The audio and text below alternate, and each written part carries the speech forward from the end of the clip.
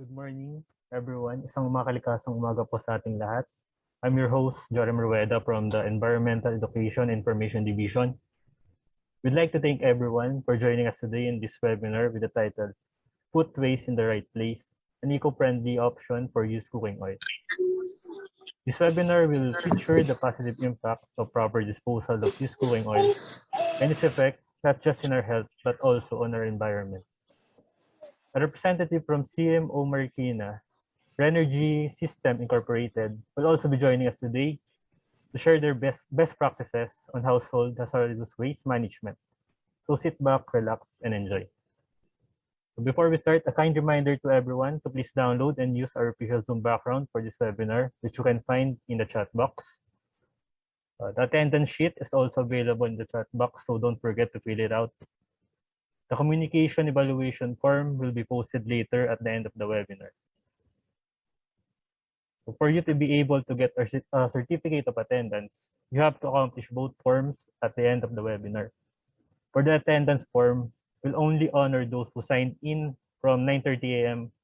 to 10:30 a.m. only. All the links are posted in the Zoom chat box and on Facebook. So for the participants in the Zoom, kindly turn off your mic and camera. If you have questions, you may message us through the Q&A tab. And for the participants watching on Facebook Live, you may type or message us your questions, comments, and reactions. So let us start this webinar by gracing our activity with a prayer followed by the national anthem.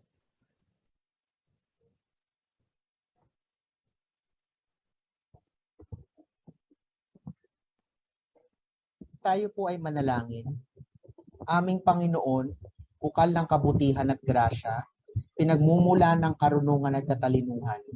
Malugod po namin kayong tinatanggap sa webinar na ito at patuloy namin kayong pinapasalamatan sa pagkakataong matuto ng mga bagong kaalaman at maging mga tagapag-ingat ng inyong mga nilikha. Lumalapit kami sa inyo, hindi dahil kami ay karapat-dapat, kundi dahil kailangan namin kayo bilang aming kalakasan at pag-asa upang magpatuloy sa kabila ng mga hamong aming hinaharap. Dalangin namin na ang webinar na ito ay maging matagumpay sa lahat ng adhikain upang aming ibalik ito sa inyo bilang aming pagkakaloob upang kayo ay parangalan, luwalhatiin at ibigin sa pamamagitan ng aming malalim na kaugnayan sa isa't isa. Matagpuan nawa namin ang kaligayahan sa aktibidad na ito at maging mas kapaki-pakinabang ng mga anak at kapwa lumikha ng daigdig.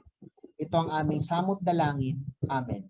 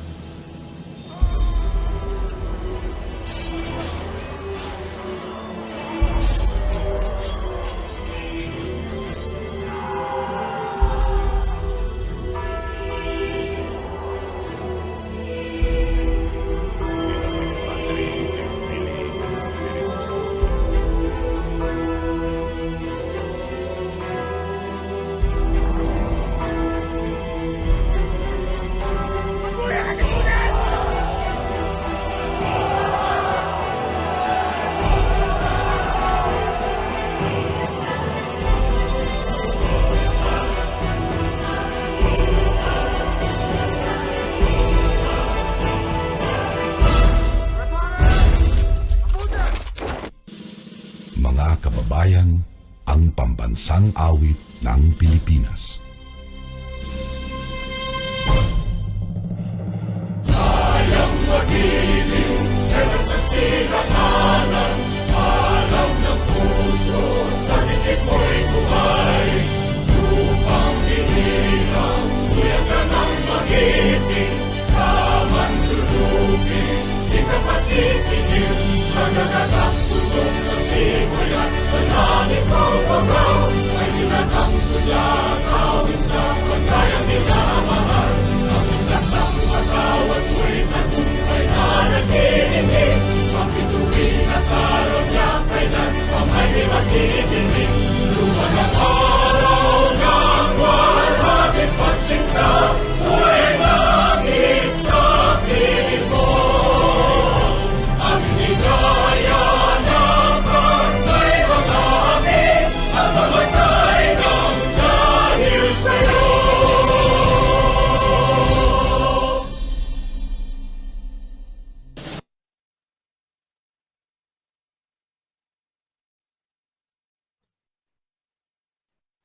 So to officially start our webinar and to welcome us all, let us have the Assistant Director of the Environmental Management Bureau and the Chairperson of EMB Gender and Development, Engineer Bisminda A. Osorio.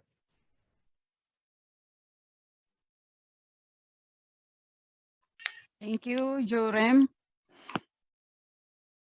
Okay, muli isang maganda at makakalikasang umaga po sa ating lahat. Good morning, everyone. Okay, so and of course a pleasant day to everyone. So on behalf of the Environmental Management Bureau, I would like to warmly welcome all of you, especially to our viewers, our joiners, and participants on Zoom and Facebook Live to our webinar entitled Put Waste in the Right Place, an eco-friendly option for used cooking oil. So for all you know, yung cooking oil is an often underutilized resource when it reaches the end of its life. So after oil is used for cooking, it is often disposed of instead of being reused.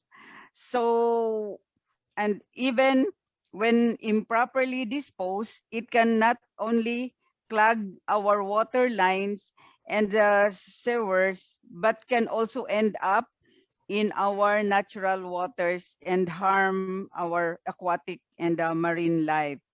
So with that, it can also be a major polluter of our water bodies because of its notorious capability to raise biochemical oxygen demand levels.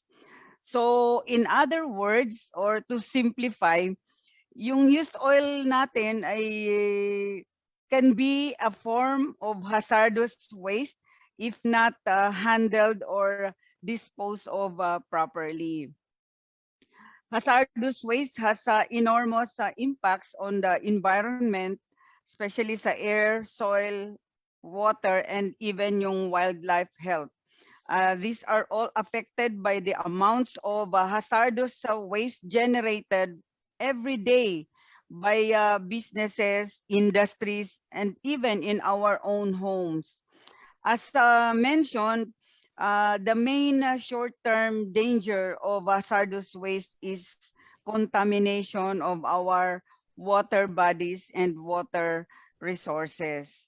So meron siyang short and long-term effects. So the long-term effects include the signs of mutation in animals and cancer and other diseases in humans.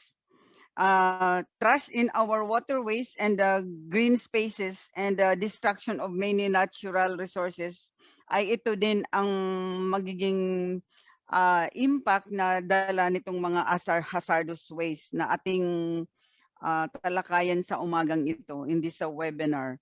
So it is for this reason that the Republic Act 6969, or known as the Toxic Substances and Hazardous and Nuclear Waste Control Act of 1990 was enacted, issued and implemented with the Department of Environment and Natural Resources being the lead implementing agency of this act. And this act provides for the regulation of all chemical substances that may pose a threat to public health and the environment, and as well as the regulation of all hazardous waste from generation, transport, storage, and even yung reuse, recycling, and treatment and to its final disposal. So in this webinar, we will know more about the proper handling of used cooking oil and how it can also be a powerful resource in the waste to energy process, which is deemed as an eco-friendly and climate-friendly alternative to the conventional waste management practices. At the same time, we will also know more about the best practices on the proper disposal of household hazardous waste, which is very timely, especially now that we spend most of our time at home because of the pandemic.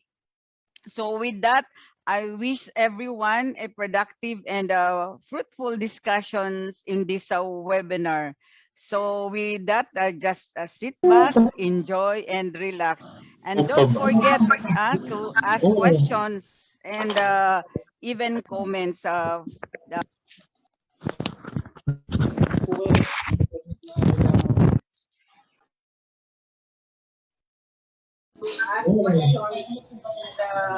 Even comments.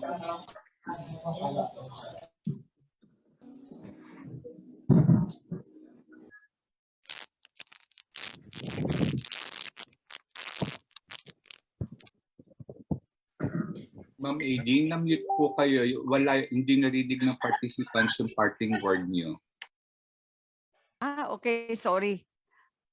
Hindi ba na May pumasok kasi ng mga okay. participants na yung Okay. nag-unmute, so naagaw yung bandwidth niyo. Sige, okay. So again, let me emphasize in today's webinar, we will know more about the proper handling of used cooking oil and how it can also be a powerful resource in the waste to energy process, which is deemed as an eco-friendly and climate-friendly alternative to the conventional waste management practices.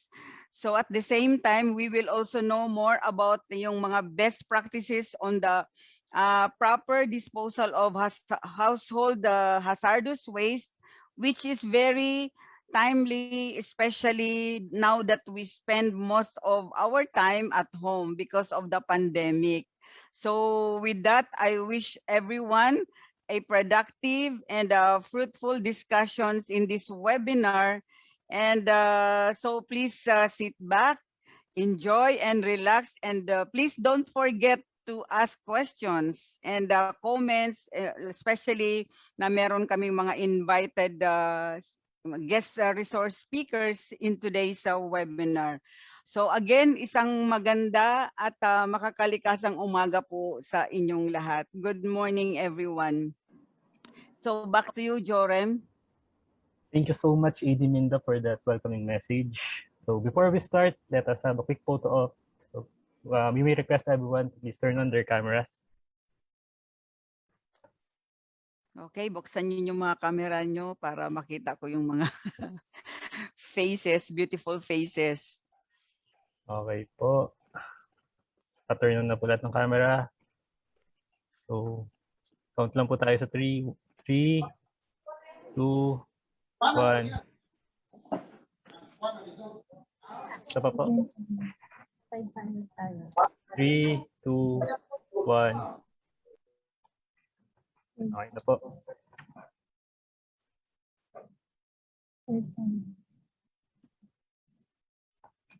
Okay, thank you very much.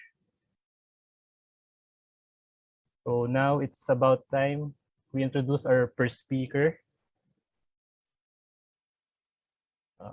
Sir Geri-Geronimo Sañez, Chief of Hazardous Waste Management Section, Environmental Quality Management Division of EMB.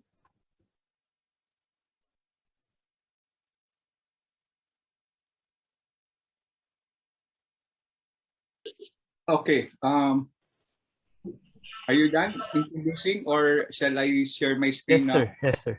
Okay. Thank you for that short and sweet introduction.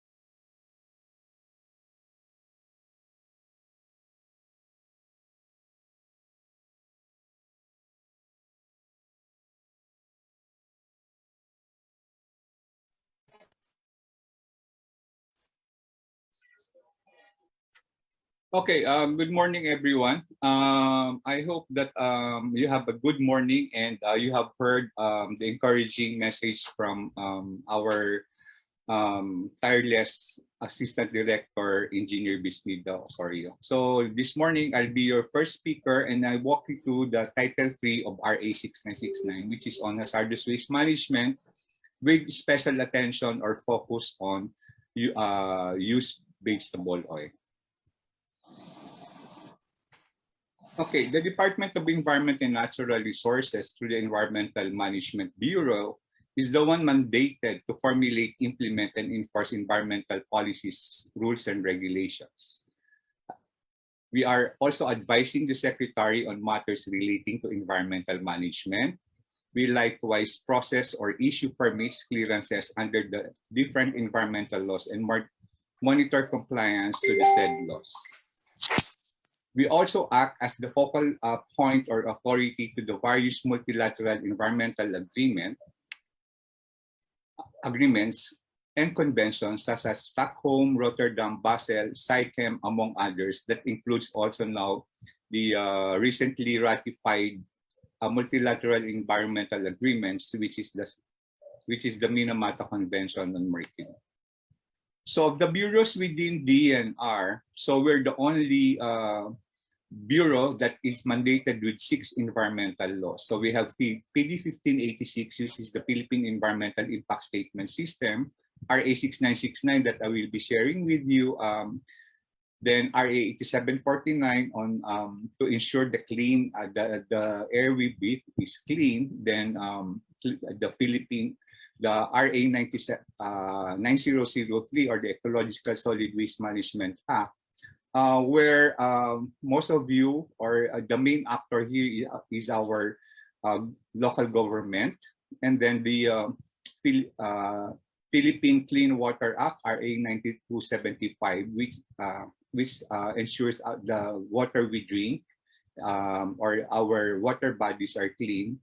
And of course, RA 9512, Environmental Awareness and Education Act of 2008, which is they're the one organizing as part of their as part of our mandate in implementing the law, convening a webinar like this. So our Environmental Education Division. So let me now start presenting to you Republic Act 6969 or the Toxic Substances and Hazardous and Nuclear Waste Control Act of 1990. Now, there's a difference between Title 2 and Title 3. RA 6969 is a combination of both toxic substances and hazardous waste management. So in 1992, we issued Administrative Order 29 delineating the rules and regulation for chemical substances and for hazardous waste. So Title 3, which I shall be focusing this morning, provides for the regulation of all hazardous waste from generation, transport, storage, reuse, and recycling, treatment, and disposal. So you would notice that since 1992, it's already embodied in our rules and regulation that reuse and recycling is already part of the implementation of RA 6969. Now,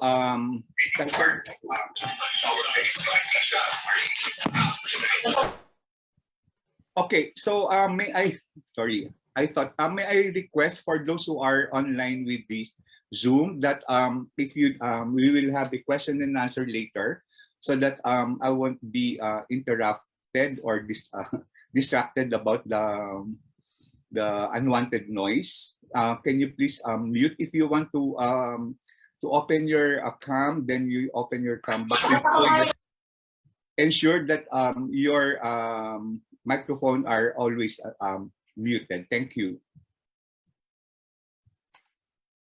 So on hazardous waste management, we have this Department Administrative Order 2013-22. So it provides the classification of hazardous waste, the registration requirements and procedures for hazardous waste generators, transporters, treatment, storage, and disposal facilities. Likewise, we have the requirements and procedures for the importation of recyclable materials containing hazardous substances, as well as the export of hazardous waste, where if we don't have the facility here in the Philippines to treat our extremely hazardous waste, then we are exporting it following the rules and Basel Convention requirements and procedures. So what are hazardous waste? These are substances that without any safe commercial, industrial, agricultural, or economic usage and are shipped, transported, or brought from the country of origin for dumping or disposal into or in transit through any part of the territory of the Philippines. This definition is verbatimly lifted from the law itself and then from the rules and regulation. Now, on the other hand, you would, if that is your byproduct, side product, processed residues, spent reaction media, contaminated plant or equipment, or other substances from manufacturing operations, and as consumer discards of manufactured products which present unreasonable risk or injury to health and safety to the environment. So this is the second definition of hazardous waste, because from the first definition, we are being questioned because it is said without any safe commercial or economic usage. But there's money in trust, or in Tagalog, may pera sa basura. So some are saying that if I can sell my my waste, will just still be considered hazardous waste? Yes, because if that is your byproduct, side product of processed residue. But with the global or emerging trend on circular economy-based waste management, then we wanted to avoid, or we wanted to properly manage our waste, turn into a raw material or a substitute as a fuel in our operation, so that we can prolong or extend the life of our landfill. So we won't be what we are going to dispose of in the landfill are those that cannot really be treated or recycled. Now, in DAO 2013-22, we have 13 classes of hazardous waste, and our special attention or focus now is on class I, or on oil, which is from with a sign waste number I-101 to I-104. And this listing can be found in table 2.1 of chapter 2 of DAO 2013-22. So what are the subcategories of used oil? So used industrial oil, including sludge, we have a sign number I-101. Then vegetable oil, including sludge, is I-102. For tallow, I-103, and for oil contaminated materials, I-104. So in every rule, there will be exemptions. So household waste, such as garbage, under RA 9003, except those defined as special wastes. And we know that special wastes are the household hazardous wastes. Now, in managing hazardous waste, we have this basic form of labels that should be attached to vessel containers containing hazardous waste. So we have this yellow label that will contain the information of on the content, and it should be accompanied by the proper pictogram or label or placard denoting that that is hazardous. So for the storage requirement, we require that the area is properly secured, the warehouse is properly secured but accessible in case of emergency, enclosed but adequately ventilated. It should have impermeable floors. Then there should be a proper waste segregation, proper drum handling, and full emergency equipment, so that in case of adversity or incident or accident, that can be contained immediately. So who are the key players in the hazardous waste management? So we have the generators, the transporters, and the TSD facility. And at the heart is DNREMB that provides and regulates the activities of three major key players in hazardous waste management. So, and this is the hazardous waste management flow. So we have the generator, the transporter, the TSD facility, and disposal facility. So with our online system for hazardous waste management, all waste generators are required to register as hazardous waste generator online. Now, upon soon as the registration is approved, so it will be the responsibility of the generator to properly store, treat, dispose of their hazardous waste, and the responsibility of securing permit is vested on the hazardous waste generator from our new online registration, online hazardous waste management system. Then they can select their own transporters and TSD facilities. Now, if the selected transporter or TSD facility is not will not appear, or it's not appearing in the drop-down list of the in the choices, then it only indicates that the transporter or the TSD facility is not registered, or they have not renewed their registration certificate. So the transporter shall transport accompanied by the permit to transport and deliver the waste into TSD facility, either for final treatment, recycling, recovery, and disposal. And then whatever residue should be properly disposed of in the landfill. So within 45 days upon the receipt of the TSD facility of the waste, a certificate of treatment must be issued as a proof that the waste delivered by the transporter has been properly treated, and that certificate of treatment is provided to the hazardous waste generator and the regional offices of the generator where having jurisdiction over it, and the TSD facility. Now, what are the categories of TSD facility? So we have 6 categories of TSD facility from A to F. So for those generators that will treat their own hazardous waste, they are required to register as hazardous waste as category A TSD facility rather. Now, employing technologies from categories B to E. So category B will all be thermal technologies, and category C are landfills that only accept hazardous waste for final disposal. Then category D are the facilities that recycle or reprocess hazardous waste that are not generated or produced at the facility. Category are those that do physicochemical treatment, such as immobilization, encapsulation, polymerization, or similar processes. While category F, facilities that store hazardous facilities that store hazardous waste that are not generated from the facility for consolidation purposes or economic quantity prior to transport, treatment, and disposal, or even export. And this is where category F.1, the materials recovery facility, belongs to. So what are the treatment technologies for used oil? So used oil can be bioremediated. So the grease or vegetable oil plus sludge and tallow shall undergo segregation and sorting.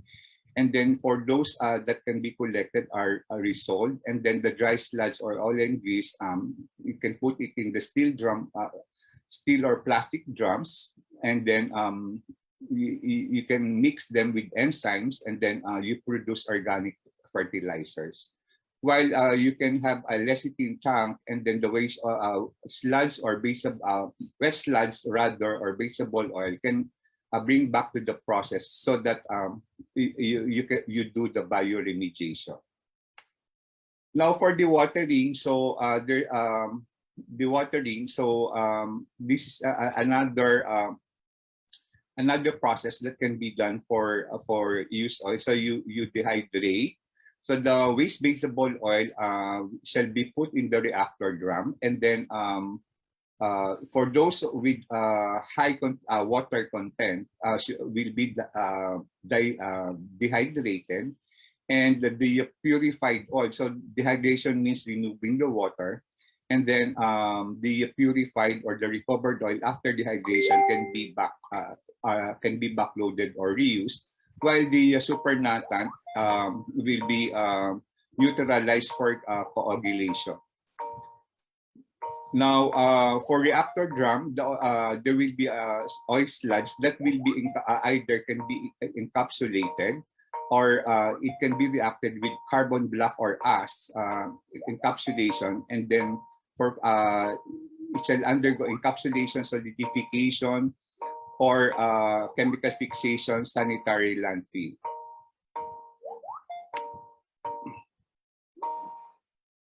So another treatment that can be done for used oil or baseable oil is filtration. So cooking baseable oil can be in the separator machine. Then baseable sludge or compost, it can be it will produce a compost for baseable for our gardens. Now the separator machine or the filtration stages. Filtration stages are in 3 filtering stages that are used before in the process, and then it can be stored or collected from the containers and then centrifuged to remove other impurities. And it can be ejected by a hydraulic lift, by a shaking board and magnetic separation. So this is another technique for managing used oil. Now, one of the emerging approaches in managing used baseable oil is to be used to produce biodiesel. So the waste oil or baseable oil, including sludge and tallows, are screened, and then the sludge will go to the sand absorbent for drying, and then for immobilization by fixing it after passing for immobilization and after passing the TCLC. Then the soon as the sludge are removed, and then methane in caustic or ethanol in caustic or other catalysts will be the oil will be reacted in the biodiesel reactor to produce the methyl ester, and then there will be a side product of glycerol.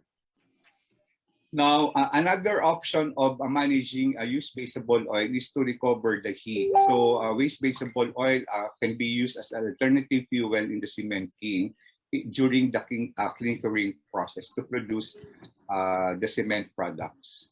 Now, how do we do? What are the requirements for doing all those activities?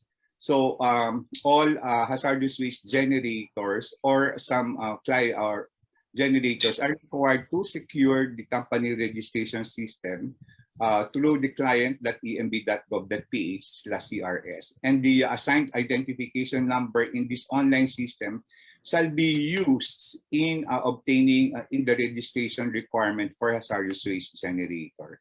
And as soon as you have the ID, then you can access the hwms.emb.gov.ph and apply for hazardous waste generator registration, and that will start the proper hazardous waste management. Now, we regularly monitor and most of the compliant industries, and including our transporters and TSD facilities that are properly that are registered with us can be found in the environmental data and statistics portion of our website emb.gov.ph, where if you want to know if there are used baseable oil recycler within your area, you just change, and this is interactive and real time. So you see the map here. So you just click the dot if you are in the northern Luzon, and you would know the name and addresses of those TSD facility. Now, with regard to statistics, so for registered generators of used vegetable oil, we have 2,765 nationwide, and with a generation of 48,786.89 metric tons. While for the registered transporters for used vegetable oil, we have 111, and there are 67 TSD facilities for nationwide. So that will end my short and sweet presentation, because I know that I'm only given 15 minutes, and then there will be question and answers. So for questions and clarification, that shall be followed after this presentation. Thank you very much, and magandang umaga po sa lahat. Thank you very much, Sir Jerry, for that very informative talk. We hope everyone learned a lot about the topic presented about RA 6969, and mainly focusing on used cooking oil. So we hope everyone learned something in managing, storing, and disposing used cooking oil or hazardous waste in general. So now we will answer some questions that were sent to us during the presentation. Okay.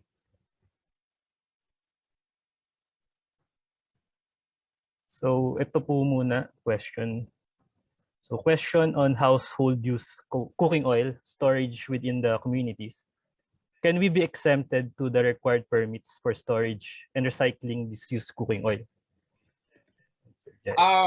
If you are pertaining as a household, so I'm looking for our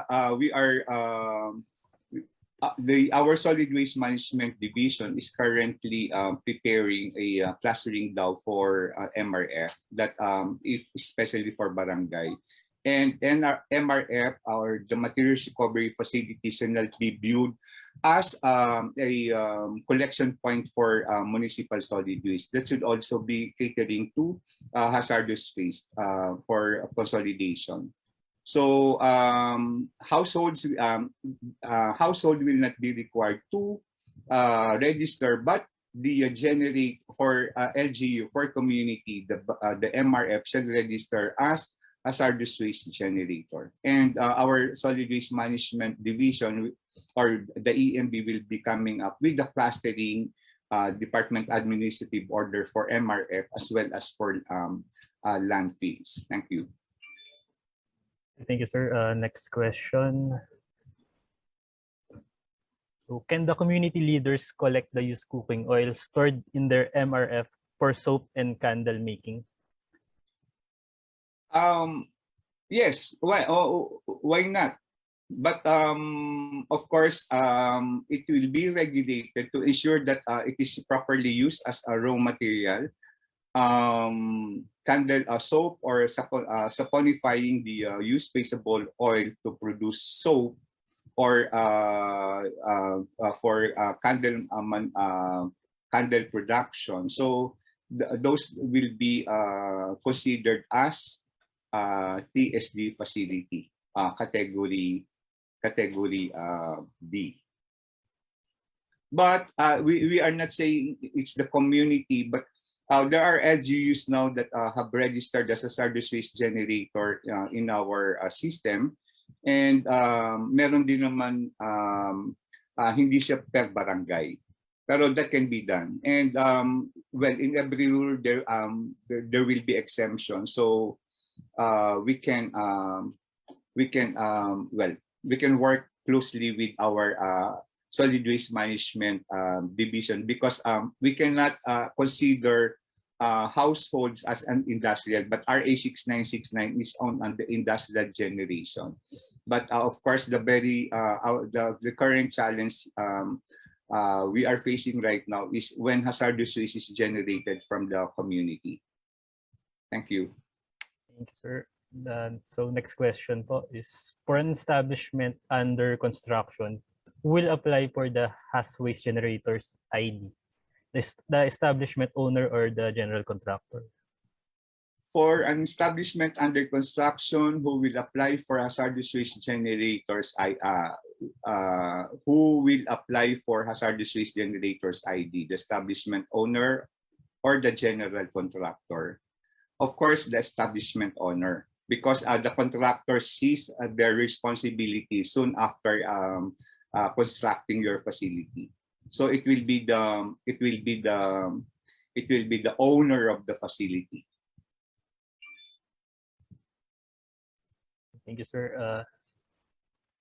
Next question. How about po sa domestic use lang ng cooking oil? Some are not accessible to treatment facilities or MRF. Where or how can households dispose oil properly?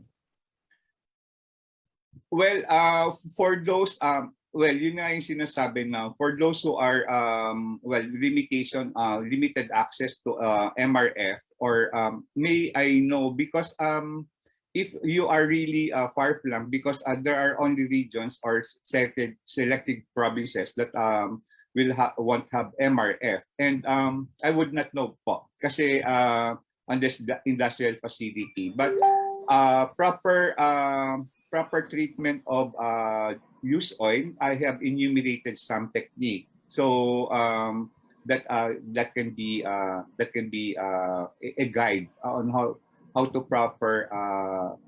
properly treat or recover resources from the used vegetable oil. Some are doing it as a feed substitute in the livestock industry. So ihinahalo po siya sa pagkain ng mga hogs.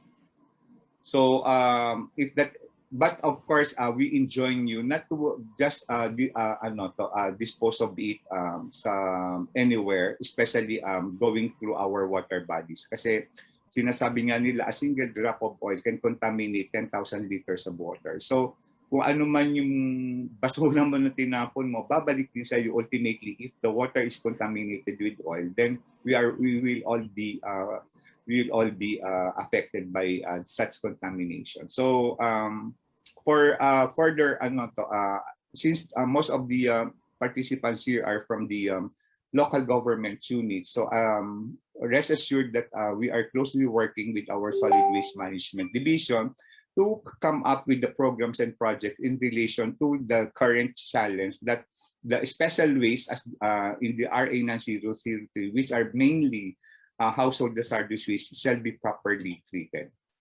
Thank you. Okay, thank you, sir. Next question po ulit. If a project of hazardous waste generator is covered by 2 regions and the hazardous storage facility is located only in one location, can we store the generated haz waste like I-101 from the other region for consolidation while awaiting for offsite TSD? Jerome, can you please repeat that question? Sorry, sir.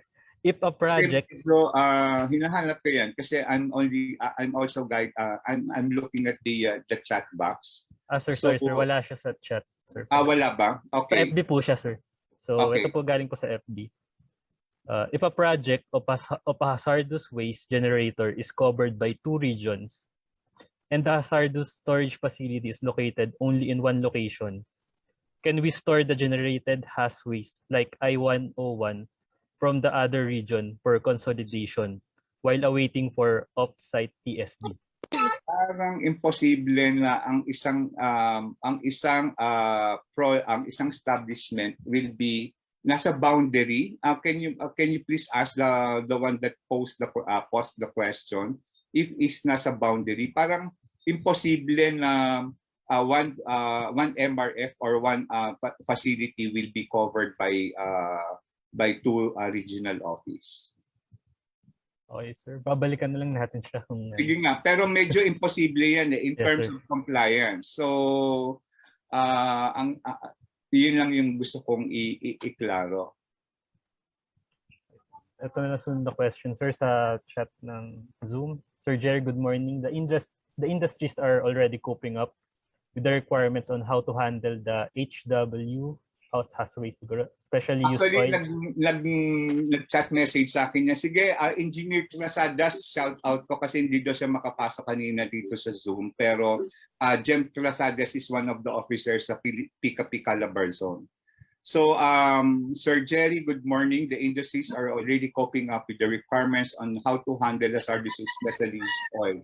How about on household level? Can homeowners association organize a collection of the used oil in our village, and do we need to comply with the CRS, or are there special arrangements for this? So Jem, the question is, well, if you will be registering, it will be your subdivision that you are not prevented, but of course you need to be registered as category F for collection. But if you can support the operationalization of the your municipality's MRF, then that would be fine. And well, of course, you will the village or will not be required to have a company registration. That would be there will be that can be arranged, or there will be arrangement on that. So another, I will help you, Jerome, no, para ma-maximize natin kasi is there any treatment that can be used to remove oil in bodies of water? So well, this is already a water quality management. Yes po. There are oil dispersants depending on the type of oil, and oil dispersants shall be certified and allowed by the PCG, Marine Marpol.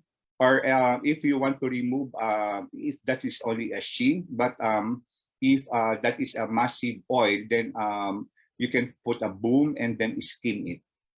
So another question is, how many questions can we accommodate, Jerome?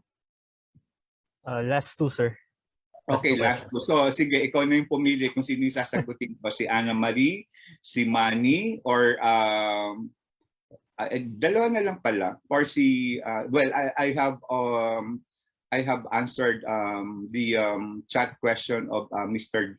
Joel Tuliao, but there are two remaining, three pala, dalawa yung question ni can you see ni Mr. Ladera? Yes, sir. So, isa na lang sila, sir. Dalawa na lang. Anyway, sir, good ask ko doon sa mga waste cooking oil from restaurants, pwede ba yun na gawing biodiesel? The answer is yes.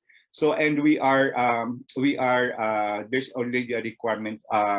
Ang tawag natin kasi sa regulation ng mga restaurant, quick service restaurants, or yung restaurants in standalone shall register as hazardous waste generator. So, then for Anna Marie, if we are planning to recycle used paint containers generated in our factory as ornamental pots, do we have to apply for a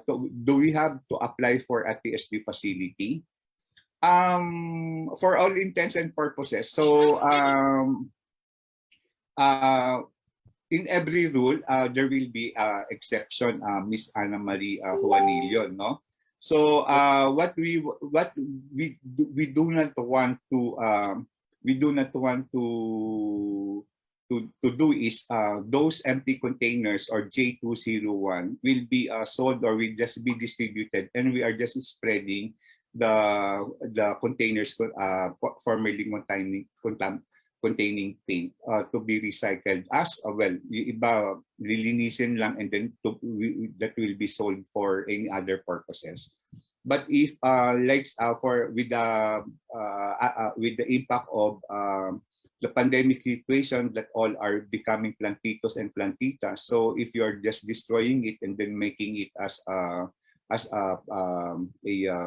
ornamental pots, then that would be well, please ensure that it is an ornamental pot, not for vegetable, because we know that paints will contain some toxic substances, and if you will be planting cash crops like pechay or any other, or yung mga gulay, then there will be toxic absorption. Now, Jerome, Mr. Ladera's hand is raised. So, shall we accommodate his question? Hello, sir. Sige, Hello, sir. Wait lang po sa mga gustong magtanong. Okay lang po ba ang secret? Sige, sir. Answer niyo po na Okay. question po ni Sir Manny. Okay na ba magsalita, sir? Okay na. Yes, sir. Mr. Ladera. So, before you, Sir, sa before, LGU San can I Fernando know your po. affiliation first?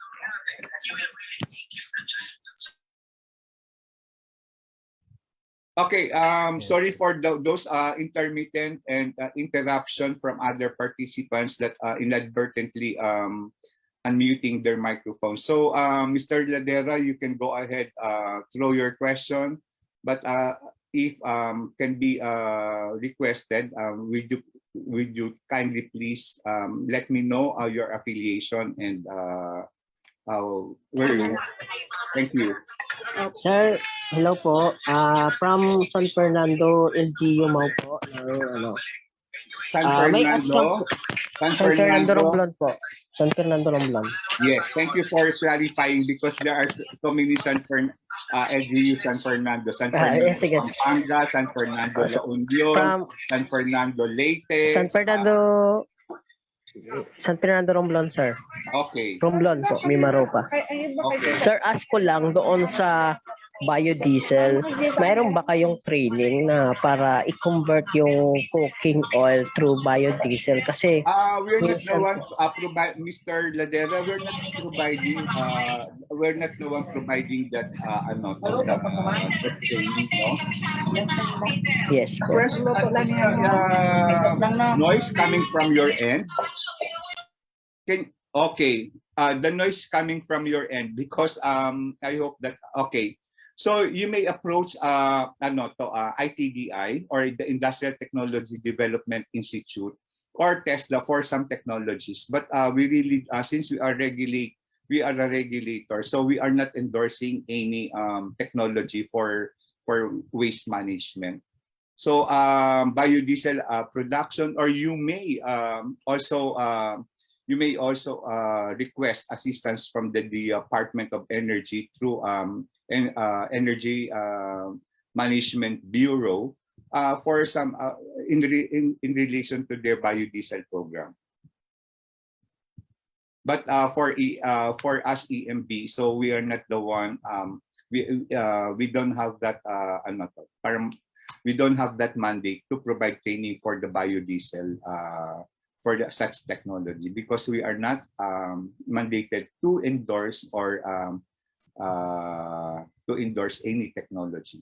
But for technologies, as I've said, kindly visit the website of DOST and then you access the ITDI or the Industrial Technology Development Institute. Okay. Did I answer your question, Mr. Ladera? You said, okay, sabi mo siya ng 10.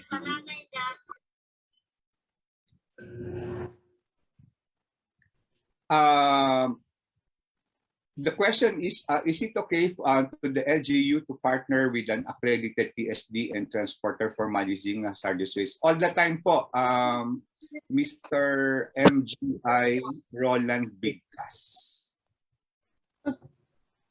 So all the time po, hindi mo nakikita pala. Sorry, Joren, no? I read the question, I inadvertently read the question of Mr. Roland because I don't know from where he is. But it is a direct message to me. Sorry. So anyway, are there any, do you see any other additional questions, Jerome? Sir, wala na po. Wala na ba? Nasagot ko na ba lahat? Yes, sir. So baka may gusto pa humabol. So, and sir, we'll end now the question and answer for Sir Jerry. So again, thank you again, Sir Jerry, for no answering worries, all those questions. My pleasure of working with EEID. So that's how we work in EMB. So complementation with each other. So kaya nga sabi ko kanina, this is one aspect of doing business. Oops, may humabol. Jordan, may humabol. Well, being the moderator, kasi this is really their opportunity of well enhancing or knowing our. So can we allow Jett Good morning, sir. Oo, kasi request lang po sana doon sa mga naka-join dito sa Zoom. If you're not asking question or you're just listening, Miss Stella Sahilan, can you please mute your microphone or others so that we will have a good discussion? Thank you po, Miss Sahilan. Kasi I can see the Zoom will alert you kung sino yung nag-unmute ng microphone so that there will be no unavoidable noise. Sige po, Mr. John Kevin Divina Gracia. Just like my question, my request to Mr. Ladera that kindly introduce yourself first, to which LGU or your affiliation. Thank you. I'm John Kevin Divina Gracia, sir. I'm from Digo City, Davao del Sur. Ay, maayong buntag, sir. Maayong buntag, sir. Maayong buntag po. My question, sir, is... Bisaya, sir, ha? Baka mangutan na kayo sa Bisaya. Hindi ako Bisaya. Okay, sir. I'm from Nueva Ecija, but I'm a multilingual person. Pero kung you'll be speaking a Cebuano or a Bisaya, which is very already deep, then wala ako kasabutaba. Okay, sir. Does the EMB or DNR has the capacity to file cases against those people or maybe companies who are violating the environmental laws, sir? Yes, all the time, sir. All the time. Meron po. Okay, sir. Thank you, sir. So we have the Pollution Adjudication Board, and then that adjudicates the cases of airing companies or non-compliant companies. So once it is issued NOB by our regional office, then investigation will be done, and then if there's a merit of the case, and then that inspection monitoring conducted by our regional office, that case will be endorsed to our Pollution Adjudication Board. So what is important is the support of LGU or other, well, if you know that, kasi po, we are archipelagic, and well, I'm not justifying, but sometimes we have this restriction, but a complaint or well, if you want to make it in confidentiality, to request that there's a non-compliant industry within your area, then please let us know so that the corresponding inspection, we can dispatch the inspection team. Ayan, sir, thank you ulit, sir. Wala nang habol. Sir Jerry, for answering all those questions and for the great presentation. Thank you, sir. Yes. Sir. So Bye-bye. now, Keep safe and stay healthy, everyone. So thank you, and I hope that I shared some information. So bye-bye. Bye for now. Thank you, Jerome. thank you, sir. And all the best for the next presentations. So now we can call on our second speaker, who is the Acting City Environmental Officer of the Marikina City Environmental Management Office, CMO. Let us all welcome Mr. Oliver Villamena.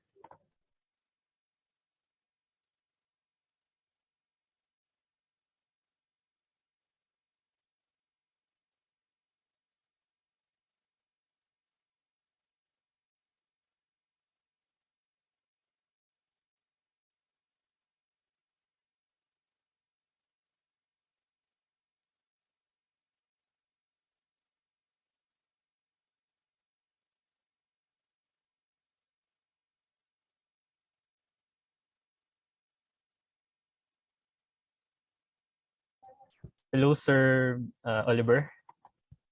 You can share your screen now for the presentation. Hello, Sir Oliver.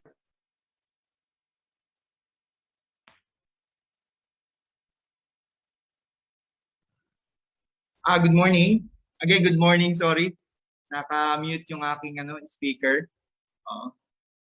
Hello sir, good morning. Sir, pwede magpa-assist dun sa yan? Yan, thank you. Sa sharing.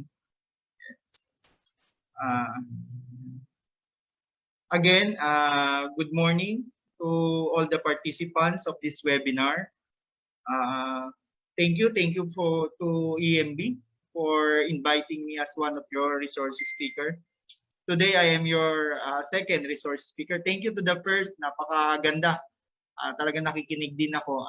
Marami kaming natutunan, lalo na kaming LGU na nagpapatupad din ng mga programa at batas regarding sa environmental protection. Today, I will share to everyone Marikina City's good practice on household hazardous waste, highlighting the used cooking oil collection management in the city of Marikina. Sir, pwede ba tayo bumalik doon before? So the title of my presentation is Marikina City Used Cooking Oil Collection and Recycling Program. Again, sir, sir, okay lang, sir. Meron akong second na ipadala. Yung mas updated na presentation. Medyo old yata ito. Okay, sir, wait. Paano, sir? Pina-update ko kasi ito eh. Mas sir yun, updated siya. Okay, sir. Sorry for the participants kasi gabi ko na rin siya na-email.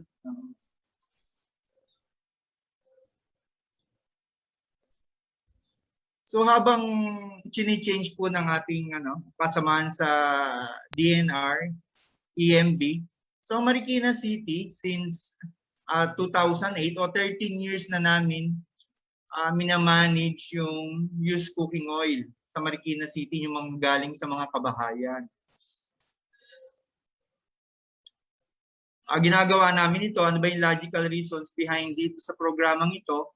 Kasi before, laging kinukol ang attention ng engineering, kinukol ang attention ng city government, kami, ang City Environmental Management Office, dahil mga barado yung mga kanal ng mga residente, or madalas barado yung mga kanal kung saan ang harapan nito ay mga restaurants. Kaya nabuo din yung programa nitong used cooking oil collection na may kasamang recycling.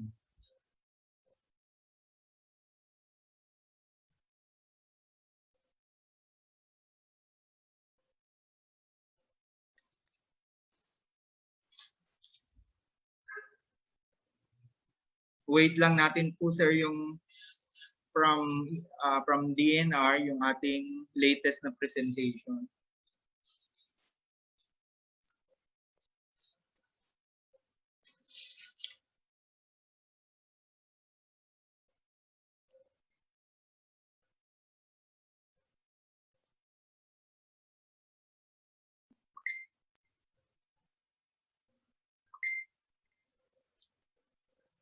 Again, thank you so much, sir. So this is the title of my presentation, Marikina City Used Cooking Oil Collection and Recycling Program, Building a Safe Environment Through Proper Disposal of Household Hazardous Waste.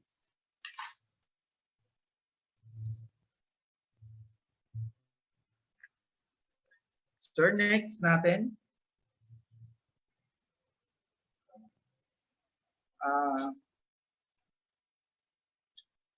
Before I start my presentation, Marikina City is one of the 17 LGUs comprising Metro Manila. And we are a highly urbanized city with a land area of 23.14 square kilometer. And based on the latest census of 2020, we have a population of 456,059. And we have 16 barangays in Marikina City.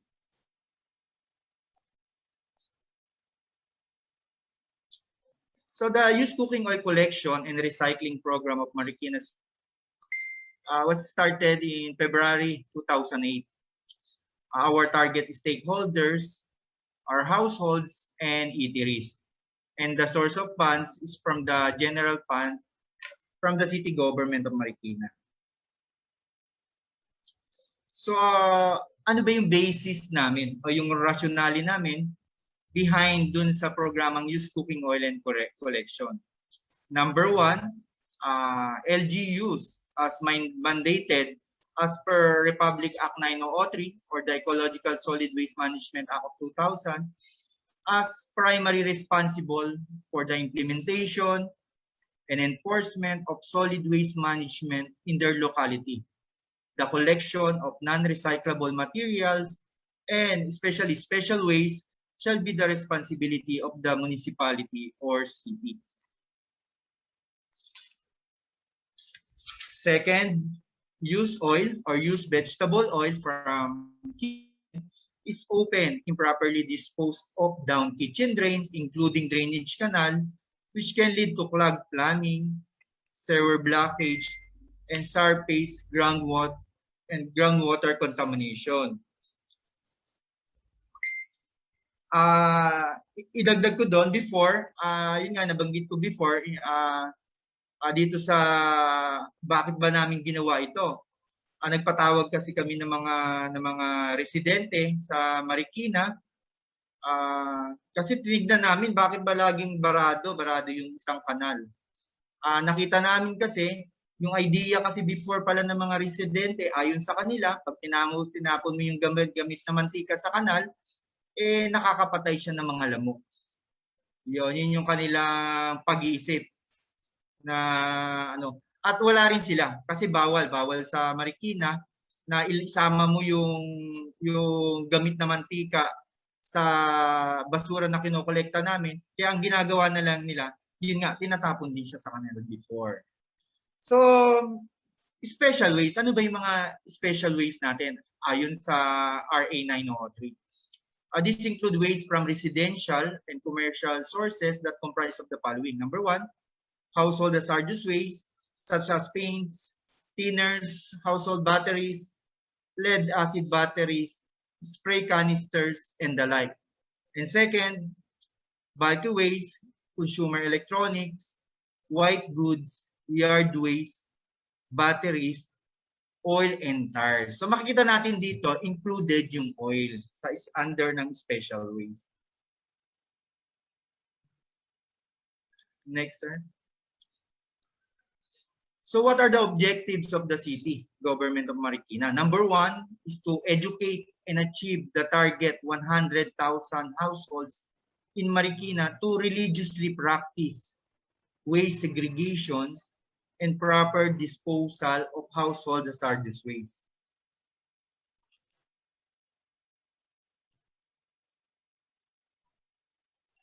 Second, to instill the value of environmental concern, preservation of health, consciousness on the amount and type of waste they produce.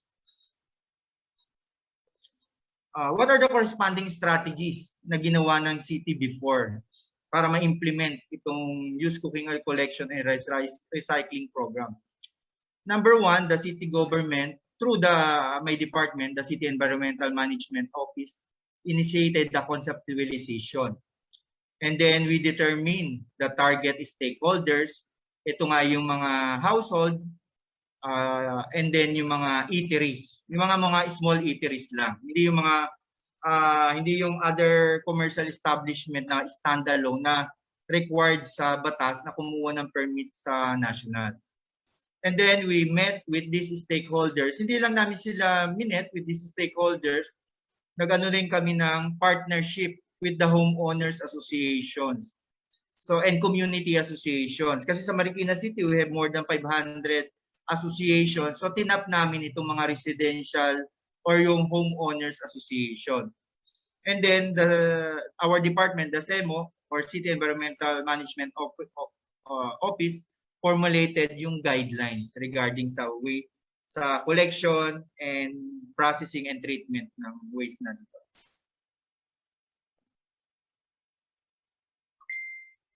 And then, para sa kaalaman ng pangkalahatan ng public, we brought about the printing of the needed information and education materials. Dito kasi sa amin sa CEMO, kami mismo yung gumagawa, nagdi-design. Hindi namin sila pinapakontract out. Kami mismo yung nagdi-design o gumagawa ng mga material na pinamimigay sa mga residente o business establishment. And next din namin, distributed IEC materials to each households and eateries. Napakahalaga nito, yung bandang huli nito. Sa amin kasi hindi kami mahilig yung mag-pilot. Kailangan, hindi kami nagpa-pilot halimbawa ng isang barangay lang. Pag gumawa kami ng isang programa, dapat 100% yung pangkalahatan siya na ini-implement natin. And number one, ang target natin is yung household, yung 100,000 household. So bawat isa sa kanila, meron dapat kopya ng information education materials regarding dito. Pati yung mga eateries na target din natin. Next slide, please.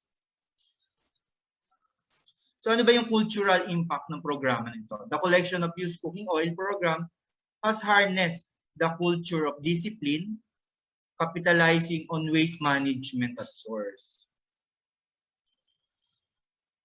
On the economic impact, on the part of the city government, the program has contributed to the decrease in the cost being incurred in the disposal of solid waste and the clogging of the city's drainage systems. Gaya nga nabanggit ko sa inyo before, laging tinatawagan o kinukulang attention ng engineering para i-declog yung kanal.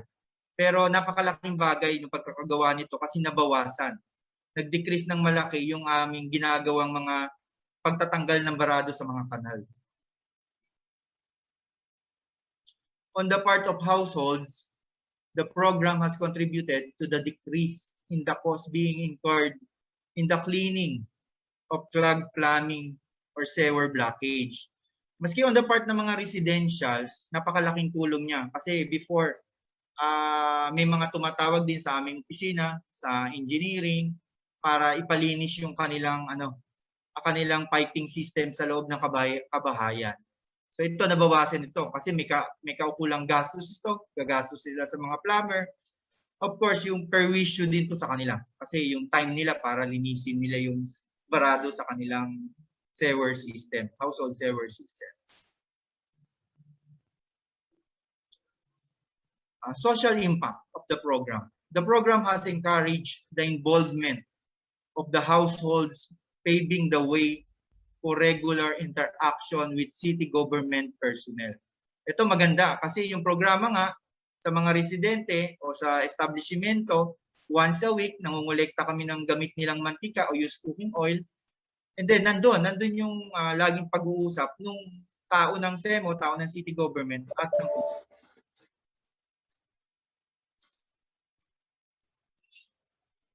social impact again niya, the program has steered the consciousness and curiosity of the community, thereby promoting waste segregation and recycling practices at the household level.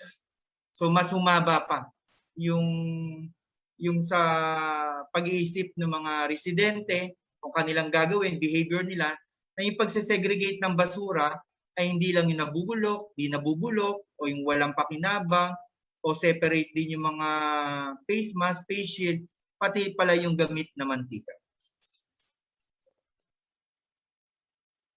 Political impact.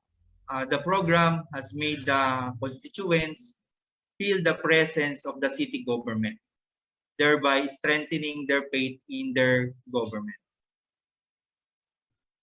It also manifests the strong political will of the city government in implementing bold and innovative programs aimed at attaining full compliance with the law. Regarding environmental impact, the program has contributed to the reduction of contamination of surface and groundwater. Gaya nga, base sa study abroad, 1 liter of waste cooking oil can contaminate up to 1 million liters of groundwater. Dito, napakalaking bagay nito, yung sa environmental impact niya. Gaya na naikwento ko kanina, before, tinatapon lang ng mga residente sa kanal yung mga used cooking oil. So, ano to? Nawala itong sistema na ganito. And then, next is it reduces the amount of waste that goes to the landfill. Regarding health impact, the program has prevented households from repeatedly using used cooking oil, which is bad for the health and may cause severe diseases that may lead to cancer. Ayon nga sa World Health Organization, study before dun sa Food Safety Regional Information World Health Day 2015, the problem with reusing oil is that it can create free radicals, which can cause ailments in the long run. These free radicals can be carcinogenic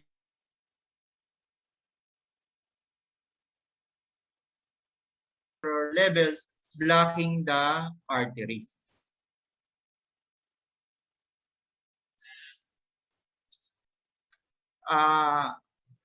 Background of our program, we targeted 100% or all 16 barangays of Marikina City.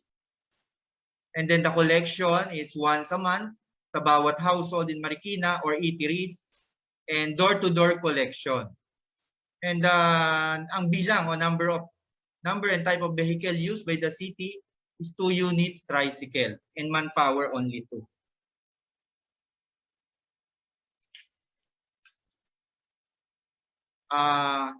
Our 16 barangays, we have a separate schedule ng bawat barangay dito sa Marikina. We have yung first week niya, yung Barangay Industrial Valley.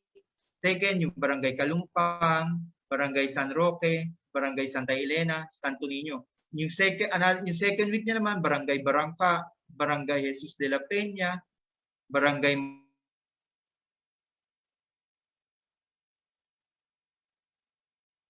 Concepcion 1, Barangay Nangka, Barangay Tumana. And ang fourth week niya, Barangay Concepcion 2, Barangay Fortune, and Barangay Parang. So during collection and transport, the city, we are using 2 customized vehicles. And they are both equipped with public address system, an amplifier, a trumpet, and a recorded message to inform the public regarding the ongoing collection.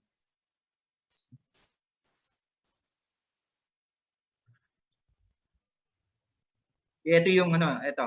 How about yung during collection? Very simple lang. During recorded na public address system, darating sa area o sa lugar na hahakutan o sa barangay na hahakutan, yung aming dalawang used cooking oil collection vehicle, ito nga yung tricycle type. And then, meron kasing mga residente na nabanggit na nila na kapag pupunta kami dun sa area nila o araw ng hakot sa kanilang lugar, iskatukin sila o i-doorbell. And then third, ito yan, simple lang, inaabot na ng residente yung kanilang used cooking oil, and then ita-transfer na lang namin siya sa drum, sa 200 liters na drum, and then muli ibabalik namin sa kanila yung kanilang containers. Ito yung during transfer ng used cooking oil na nakolekta sa mga kabahayan, gamit lamang namin yung drums na mayroong strainer kasi mga solid particles para hindi sumama.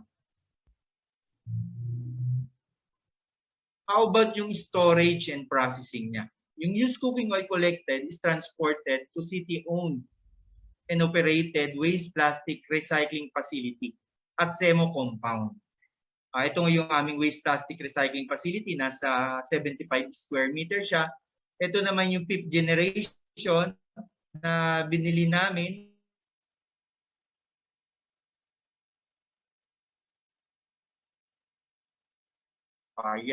Napakahalaga nito kasi dito naman pumapasok yung recycling. Gaya nga before na nababanggit ng iba na may ginawa kang isang bagay katulad dito, nangolekta ka ng used cooking oil, saan mo naman siya dadalhin? Meron ka bang programa sa recycling? Baka naman ang gagawin mo lang din, isusupot mo siya at dadalhin sa landfill. So sa atin sa CEMO, hindi tayo nagke-create ng another waste. So ang ginagawa natin, nire-recycle natin siya. Next slide, please. So recycling program of Marikina City. Used cooking oil collected is used for melting waste plastics such as shopping bags, styro, using styro melting densifier, converting the waste into rigid functional products like vaping blocks. Gaya nga nito, ginamit namin yung used cooking oil na nakolekta sa kabahayan para gawing materials for recycling ng pavers. Ang pavers na ito, o paving blocks na to,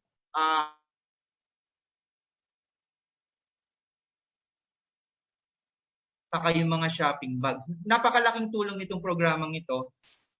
Kakaibat kasi ng used cooking oil collection, yung ordinansa ng Marikina City na pagre-regulate sa single-use plastic. Na kung saan nga before, noong 2012 na in-implement ng city government yung ordinansa sa plastic, yung pagbabawal ng mga styro para sa mga fast food chain, ginagamit din na yung pagbabawal din ng mga plastic cups sa mga milk tea, sa mga inumin, lahat ng nakumpiska namin, saan namin siya dinala. So pinuntahan kami dito halimbawa ng mga NGO, environmentalist, baka nag-create lang daw kami ng another waste na tinapon namin sa landfill. So kami sa Marikina na ipakita namin na lahat na nakumpiska namin is ni-recycle namin into paving blocks. Next slide. So Marikina City had turned used cooking oil, styrofoam, and plastic into decorative paving blocks for use in the city's parks and playgrounds. So napakalaking pakinabang.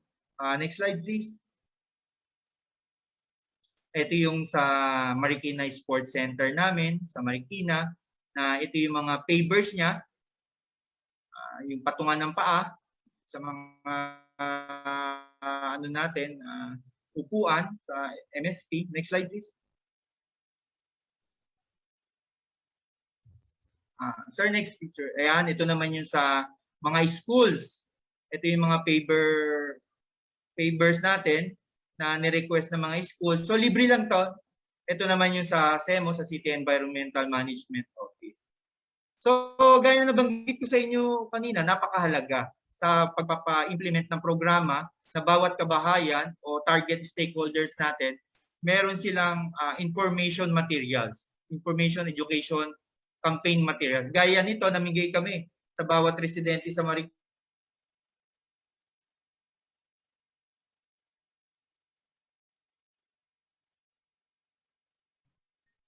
Sige sir, next slide sir, next picture na.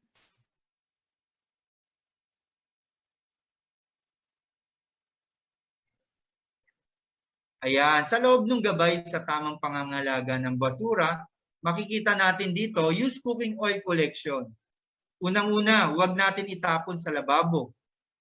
Huwag natin itapon sa inodoro. At huwag din natin itapon ito sa kanal at kung saan-saan lang. Ano yung dapat nating gawin? Number 1, palamigin. Ilagay sa garapon. At during collection, iabot lamang sa kumukuha ng pinaggamay kang mantika. So nasaan naman namin ginagamit yung gamit na mantika? So dito, naipakita rin namin sa mga residente na sa Marikina pala, ito ay ginagamit as raw materials para sa paggawa ng mga rigid functional products gaya ng mga plastic papers na ginagamit natin sa mga landscaping.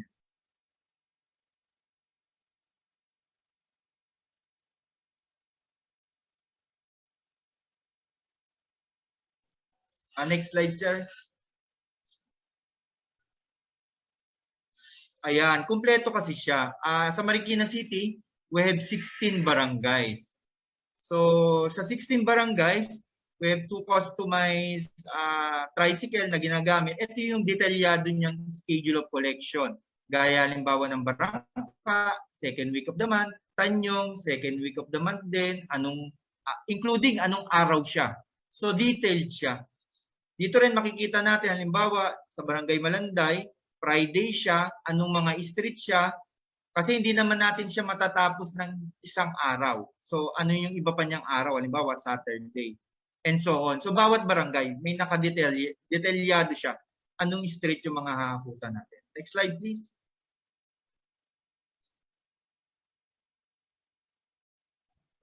Yan, ito pa yung other barangays lang natin. Pinapakita natin na kailangan kumpleto yung information na binibigay natin.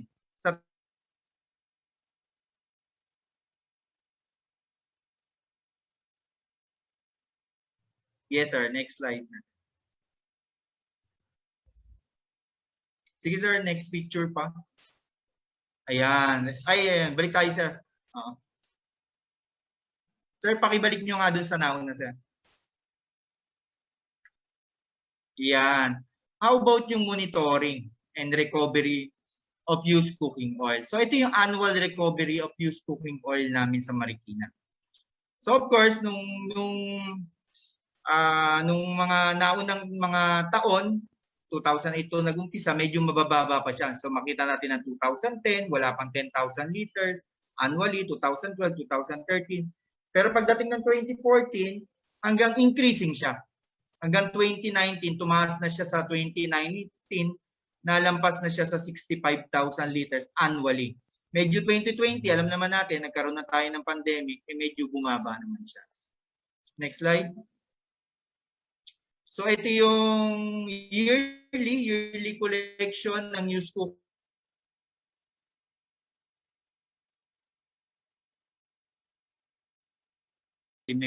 Lagi naming mini-measure kung ano yung mga ginagawa namin, and then may kasamang evaluation yung mga impact niya. Kaya nabanggit ko, social, environmental impact, and others niya. So ito yung average daily collection in liters na nakukolekta natin. Yung 5,537 halimbawa divided by 365 days. Kasi daily ang collection. Hanggang makita natin dito, tumaas na siya ng 2019. Next slide please. So again, yun na yung end ng aking presentation. Maraming salamat sa pakikinig ng lahat. Thank you. Thank you very much, Sir Oliver, for that very informative discussion about the Marikina City best practices on used cooking oil. So we hope that everyone learned a lot from Sir Oliver, and hopefully you can apply or use it in your own household or in your community. So now we will answer some questions that were sent to us during the presentation.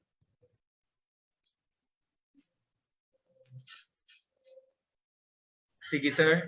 Okay, sir. Sir, first question. In using the cooking oil to melt plastic materials, wala bang ozone-depleting gases na nare-release?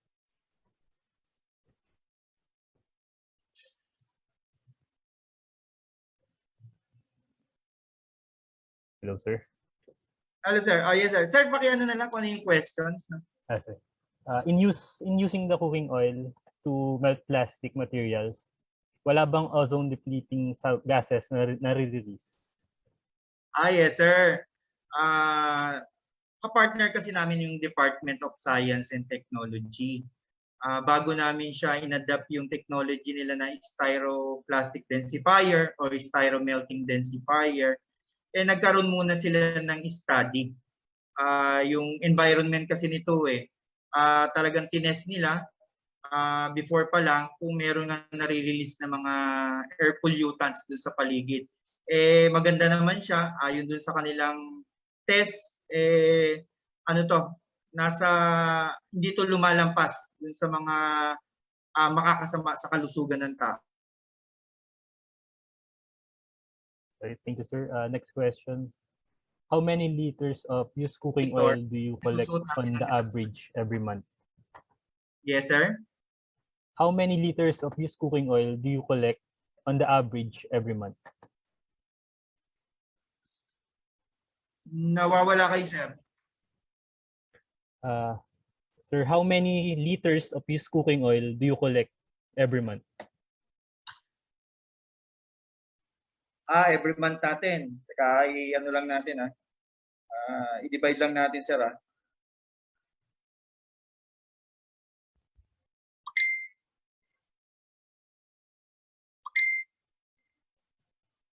Nasa ano yan? Nasa around 5,000 to 6,000 liters ang every month collection natin.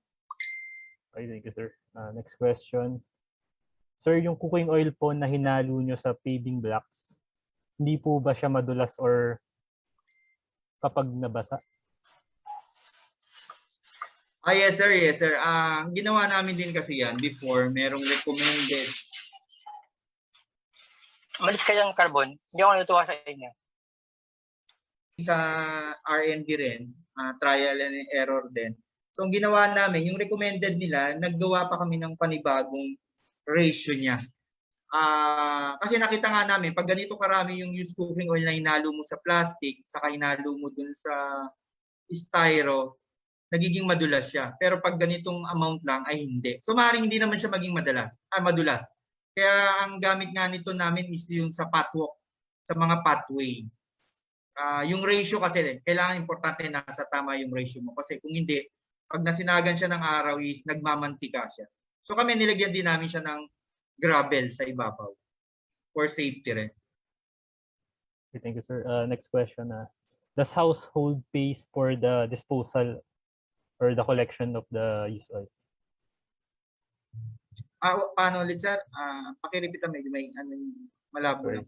Does the household pay for the disposal or the collection of the used oil? Negative siya. Maski ang city kasi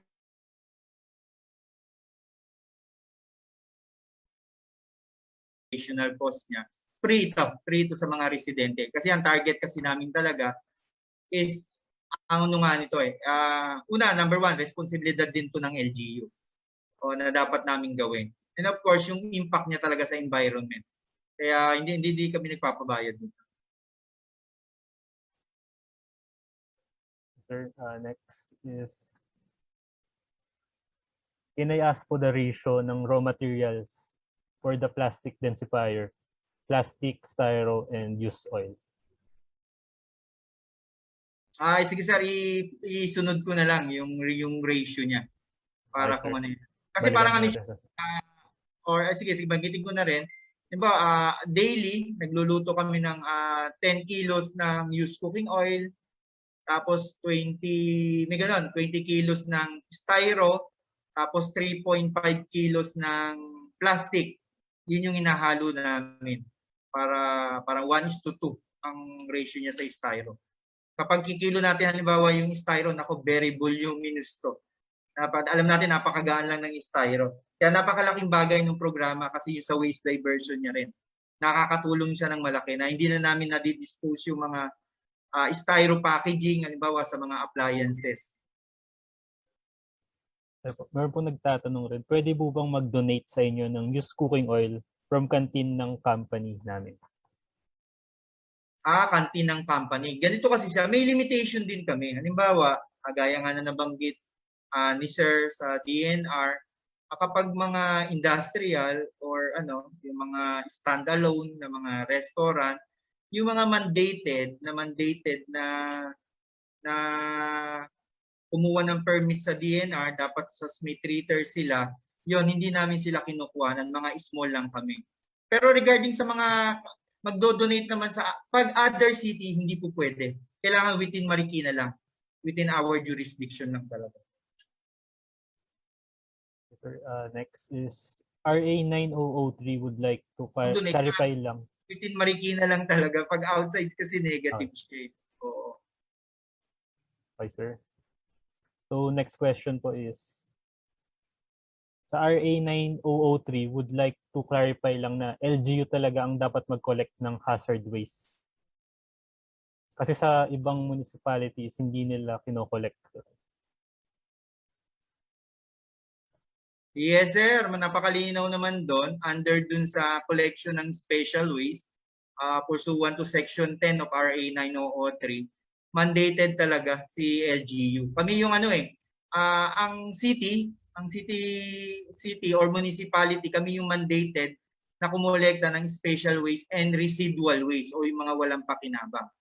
Ang barangay lang, ang kanilang mandato naman, kumolekta ng nare-resiklong basura o recyclable waste saka yung mga compostable waste. So yun yung mga pagkakaiba-iba.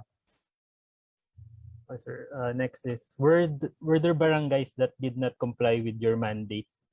So what are the penalties you have imposed? Sir? Sir, naputol yung message natin. Okay, sir. So ito yung question, sir, is, were there barangays that did not comply with your mandate? What are the penalties, if any?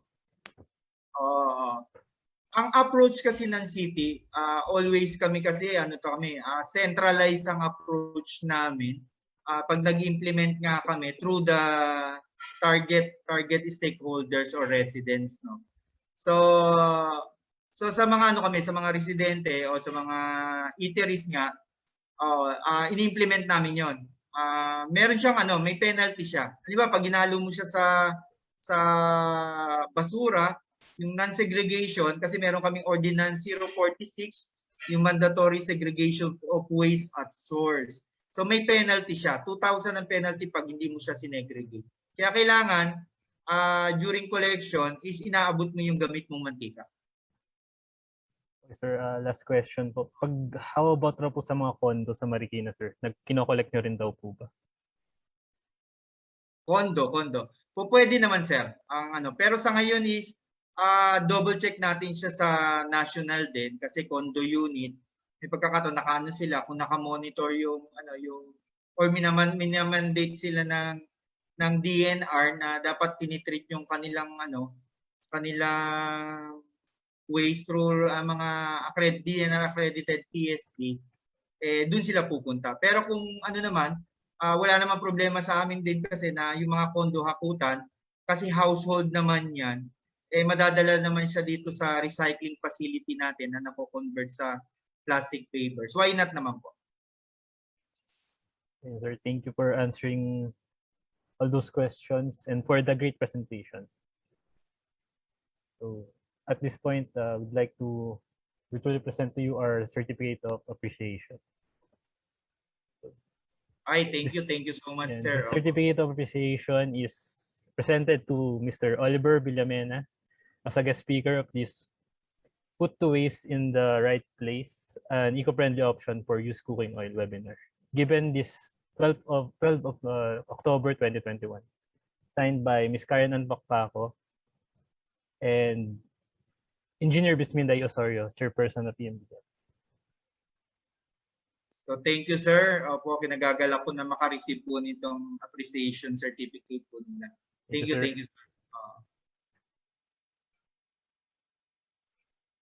So now we will introduce the third speaker. He is currently the General Manager and Corporate Secretary of the Renergy System Incorporated. He was the project site manager of the GICA Renergy project in Boracay Island, together with the Japan International Cooperation Agency that funded the Waste to Cooking Oil to Energy project. So let us all welcome Mr. Joseph Severa.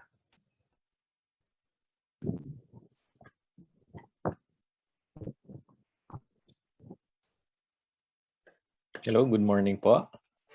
Narinig po ba ako, sir? Yes, sir. Okay. Can I share screen na po, sir? Yes, sir.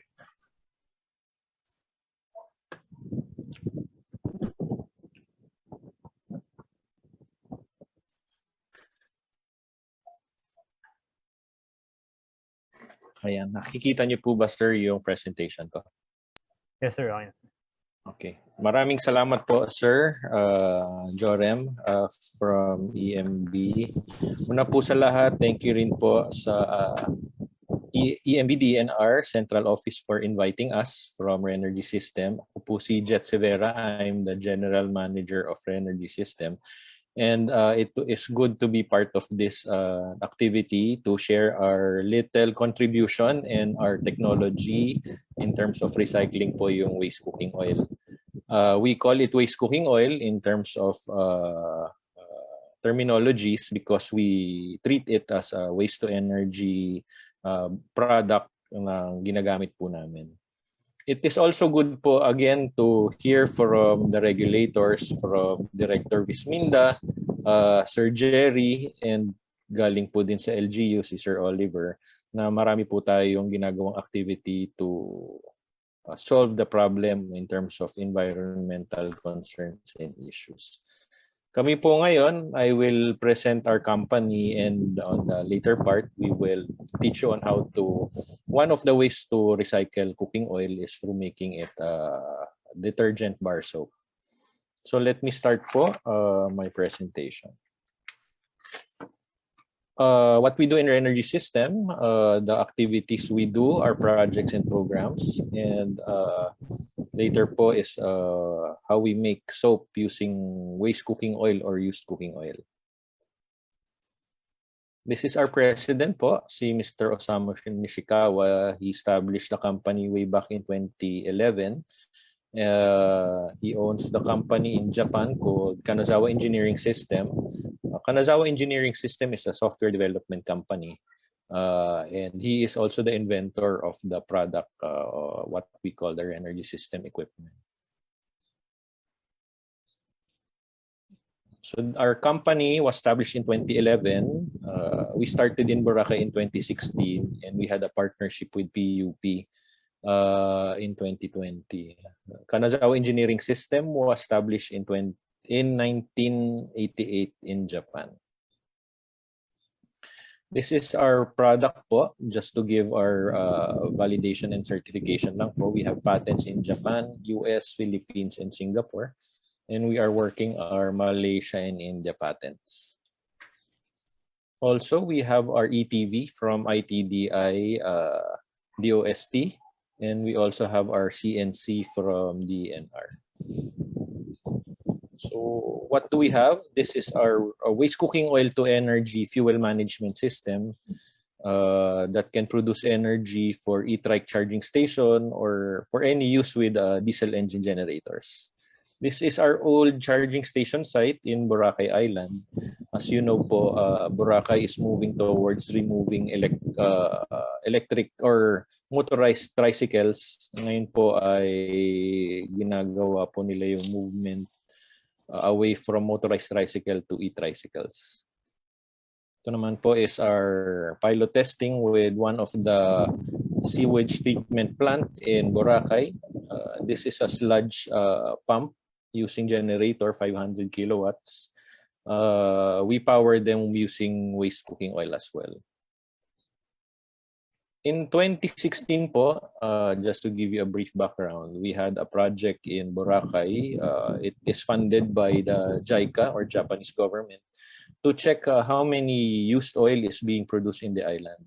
We finished our survey and we found out that there's about 30,000 liters of waste cooking oil produced every month in the island during the good old days of Boracay before the closure and before the pandemic. So ito po yung equipment namin after filtrating or treating cooking oil. We mix it with using our proprietary product and then it fuels the generator. Minimum po is 50% cooking oil and then 50% diesel, but we can go up to 70% depende po sa quality ng cooking oil na nakukuha namin.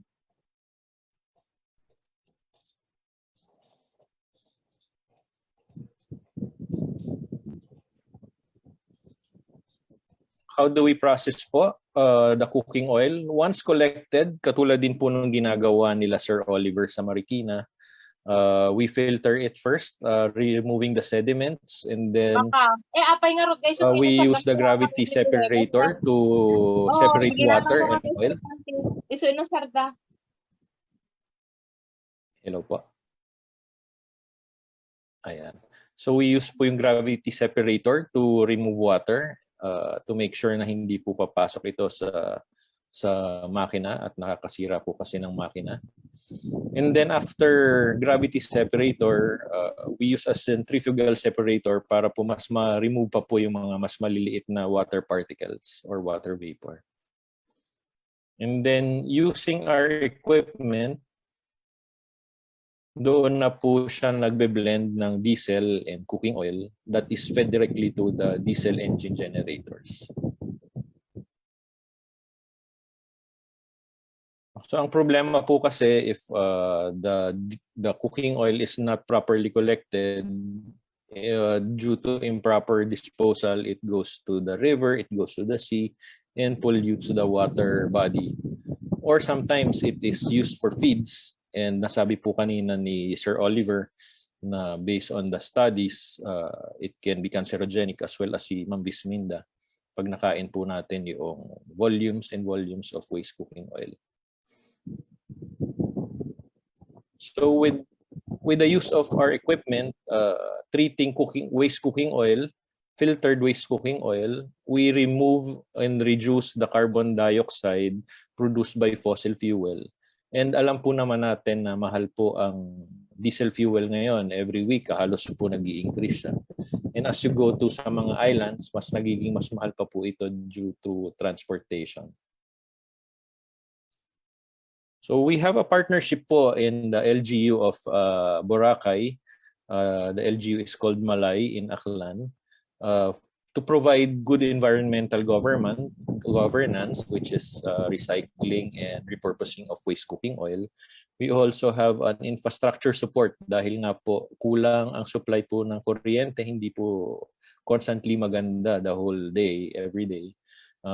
We are setting up multiple charging stations across the island and bridging the gap of power instability. Also, we can provide in terms of engineering, procurement, construction for our partners for the e-trike charging station and other related products and concerns po. So with the partnership as funded by JICA for the government of Malay in Boracay, Kanazawa Engineering System is the project lead. We are the local partner implementer in partnership po with Malay Aklan. So this is a collaboration between funding agency, technology provider, and the local government. Ito po yung sinasabi ko kanina. During our survey in 2016, about 30,000 liters were collected, but the survey is not 100% collected. Siguro po itong 30,000 liters is about 60 to 70% ang nag-submit. And according to that survey, mga 9,000 po is left uncollected. Either inuuwi po ng mga employees, pinanluluto pa nila. So they use the used oil for household use kasi nga daw malinaw pa. Yung iba po, dinidispose lang talaga sa, tama po yung sinabi ni Sir Oliver, sa kanal, sa naghuhukay lang sa likod, tas doon binabaon. It is also a big contributor po sa closure ng Boracay because alam po naman natin, foot traffic and tourism was very high back then and sobrang polluted po talaga, and one of the contributors of pollution is food waste, which is part po kami nun, yung waste cooking oil. So we started this project with JICA. We set up collection points around Boracay in partnership with the LGU and the barangays. We have 200-liter collection tanks and small collection containers, which is about 20 liters na nakalagay po sa mga barangay. So we also did the training po sa barangays, soap and candle making para po sa mga estudyante, sa mga stay-at-home moms, para po for additional possible income nila habang wala pong masyadong ginagawa sa bahay. Ito po yung aming mga activities in first steering committee in partnership with the LGU, with the stakeholders in Boracay, and then with the regulators such as DNR Region 6 po. Ito naman po, during the closure, naka-part din po dito yung Boracay Task Force. And it is really good po talaga to partner with the regulators, the LGU, and then the stakeholders kasi po hindi po talaga masosolve ng isang body or ng isang organization lang yung pollution problem natin. This is the map of Boracay. Makikita niyo po yung green part and then yung pink or red part. Ito po yung Barangay Manok-Manok. This is the largest area in Boracay, the largest barangay. Gitna po yung Balabag, pinakamalayo na po yung Yapak. Yung Manok-Manok, dito po namin ini-establish ngayon yung aming TSD facility. It's under construction right now to recycle waste cooking oil. And then dito po sa Balabag, andito po yung STP ni Boracay Water. Dito po na hihigop yung waste from the sewage. And ito pong generator nila is one of the 500 kVA generator na ito po yung ginagamit pang sip-sip po ng sludge. And doon po sa dulong part ng barangay, which is Yapak, issue po kasi yung mga e-trike hindi po masyadong makapunta doon dahil po wala ng charging stations para sa e-trike. Kaya po ngayon we are establishing that charging station para po hindi na po mahirapan yung mga biyahero. Kasi po hindi po minsan naghahatid yung mga e-trikes doon eh. Mahihirapan na po sila makabalik. Ito naman po yung isang smaller generator sa Barangay Manok-Manok to support in terms of power failure or shortened electricity supply. Historical po kasi sa Boracay na lalo na po ng marami pang turista, mga pagdating po ng 10, 11 o'clock, nagbukas na ng aircon, nag-washing machine na yung hotel, bumababa po yung energy supply. So, bumababa po yung supply doon pagka gumamit po tayo ng electronics na affect po siya, nasisira. So, because of that, naglagay po tayo ng generator powered by waste cooking oil then blended with diesel fuel para po ma-mitigate yung pagkasira ng mga equipment and hindi rin po mawalan ng kuryente yung barangay office. So, ito po yung sa Boracay Water. And ito naman po yung activity natin with the students. These are senior high and high school students po sa Boracay making waste cooking oil to soap and candle. Ito po yung under construction natin ng TSD facility. For part lang po kami dyan. This is not owned by Renergy. In partnership po kami dito with Malay LGU. We will only occupy a small space po.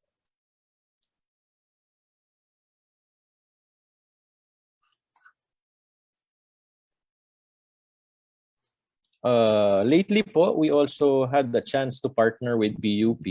We are grateful for this partnership because hindi lang po sa technology namin sila matutulungan din po nila kami in terms of promoting what is available right now for their students na matuto po ng waste to energy technology using our equipment.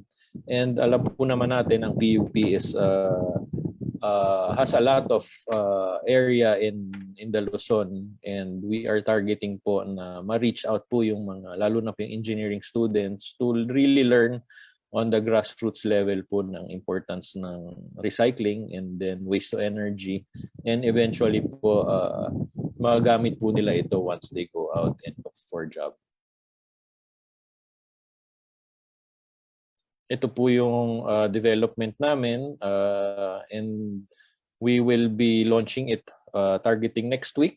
So if you want to visit po later, I will provide po my email. We can probably organize po a small group or small groups po para pumunta doon. Limited lang po din kasi yung access due to pandemic. So ito po yung naging experience po namin with Renergy. First with the regulators, it's always good to partner with the regulators, the LGUs, consumer which are the generators and the education sectors. Kasi po ito yung bumubuo ng economy natin and it's hindi po makukumpleto yung ating pag-solve ng problem if only the regulators and the consumers or the generators ang laging nag-uusap or laging nape-penalize din yung consumer, hindi naman nila alam kung ano talaga yung regulation. And it's always good to have LGUs like katulad po ng nasa Marikina that is really practicing po yung ating mga regulations.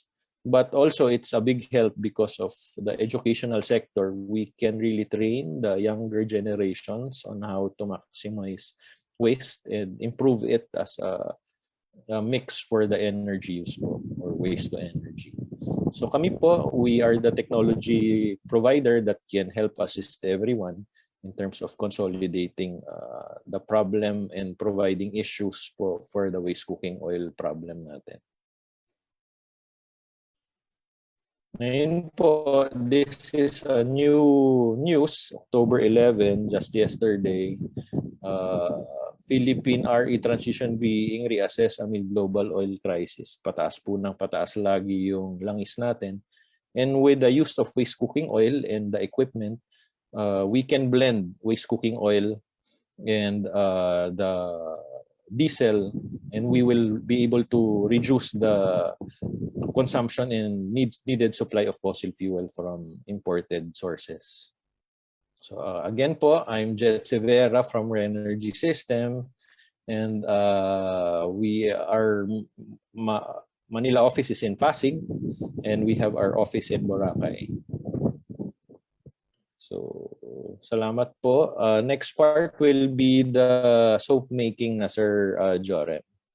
I hope I was able to get the 15 minutes timeline, sir. And thank you very much, sir, for that very informative presentation. So before we answer your questions, let us first welcome our last speaker for today, Mr. Jerome Dueñas, Business Development Officer of Renergy System Incorporated.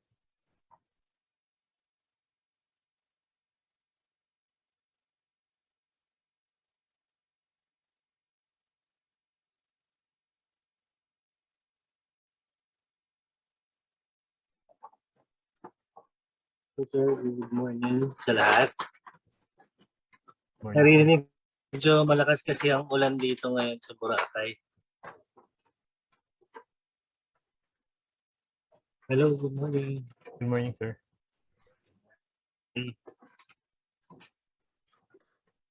Today, kami po ay magtuturo on paano po gumawa ng soap using po yung ating used cooking oil sa bahay. Inuulit ko po, used cooking oil lang po sa bahay, hindi po sa mga restaurants ha. Kasi mas hazardous waste po yun kaysa dito sa mga used cooking oil natin sa bahay. So, isa po ito sa mga paraan natin properly ma-dispose yung ating mga used cooking oil po sa bahay.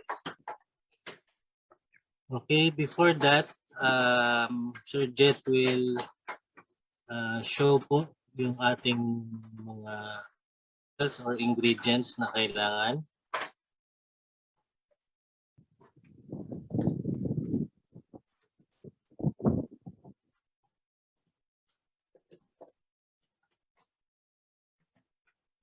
Hello, kita ba? Medyo maliit, sir.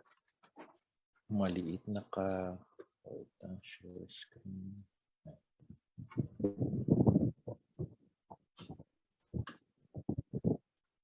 Yeah.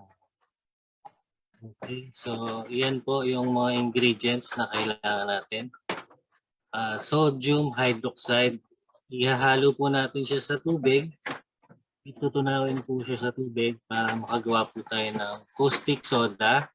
Number 2, ito po yung ating used cooking oil and yung ating water.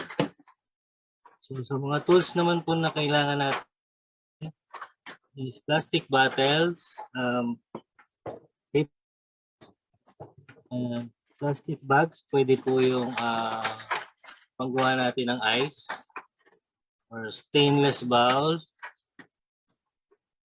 and measuring scale. So susukatin natin kasi yung grams. And then syringe. Ito po yung ating mga gagamitin. Okay? So ngayon we'll start na po. First, okay, Jerome, sorry. Aalisin ko na yung share screen para sa iyo nakafocus. Thank you. Okay, sir. Thank you, sir.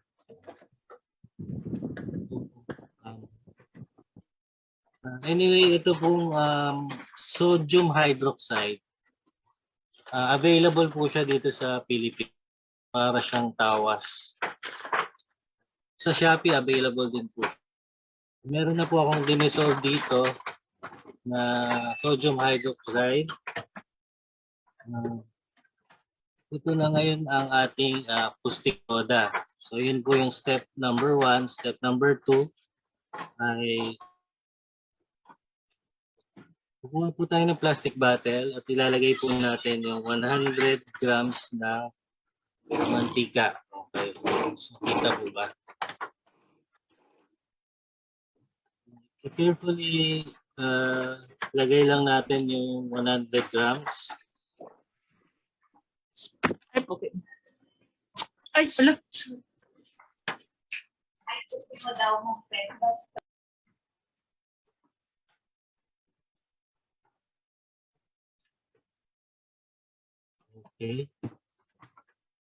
Step number 2 po, maglalagay tayo ng caustic soda, 50 grams po.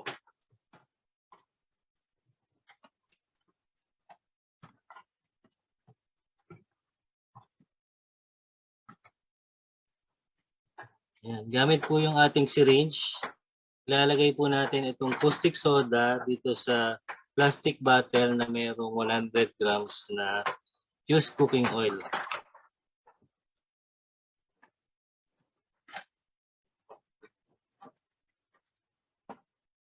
Okay. And then, isasarado na po natin siya ng maigi.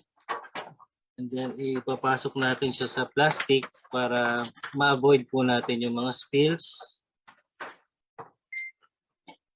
or matapon. Be careful lang po kasi medyo umiinit siya kapag hinalo na.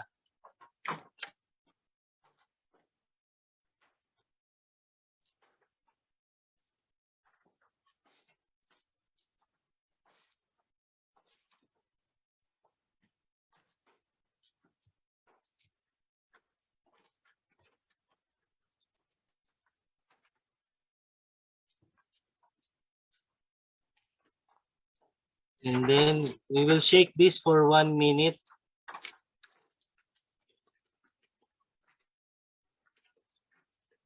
Make sure po na nakashake talaga siya ng maayos para mahalo po.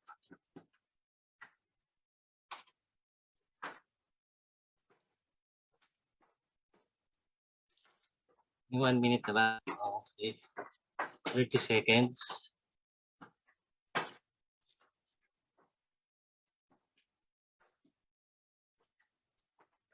Okay. Okay na po. Tatanggalin na po natin siya ulit sa plastic. And ito naman pong paper cup. Sasali niya po natin siya dito sa paper cup. Okay.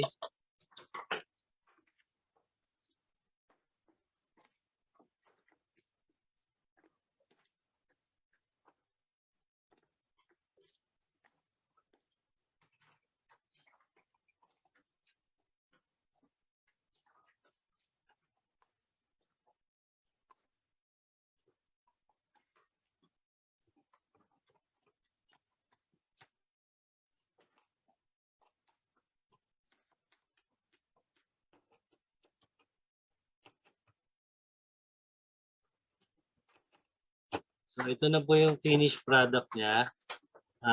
Antayin na lang po natin siyang for 2 weeks bago natin po magamit. And then, yung natira po na ganito, pwede po natin lagyan ulit ng tubig para maging, pwede po natin gamitin as dishwasher.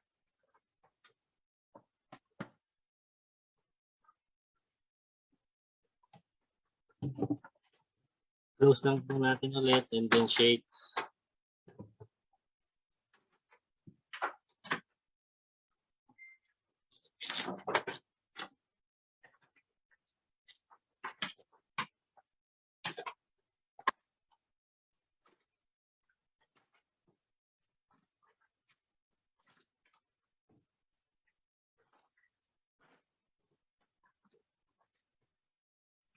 Okay, ito na po yung ating dishwashing liquid. Pero antayin po natin yung 2 weeks bago po natin gamitin para yung chemical niya punong mantika natin. Yun po, ganun lang po kadali yung ating paggawa ng ating soap and dishwashing liquid. Clear ko lang po, hindi po ito pwedeng ipangligo. Pang laundry soap po ito at dishwashing liquid lang. Okay po, that's all po. Thank you. Thank you very much, Mr. Jerome. So now we will answer some questions that were sent to us during the presentation.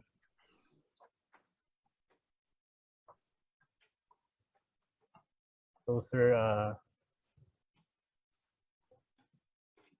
is there a way to convert it to other products besides soap?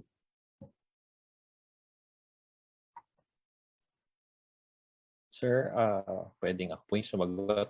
Yes, sir. Yes, sir. Sa amin po, we primarily use it as a blended fuel substitute for diesel engine generators. But po for our CSR, we teach po yung mga students how to make soap, detergent soap po, and candle. Yun lang po yung aming capability as of right now, sir. Okay po, sir. Thank you. Tapos next question po is, will the resulting soap be marketable raw? In terms of marketing po the soap, we don't have the specialty po dyan. Pero right now po, pwede naman pong maibenta kung gugustuhin nyo. But make sure lang po to secure proper permits bago po ito ibenta. Okay, sir. Ito, sir. What is the normality of hydrogen? Wait.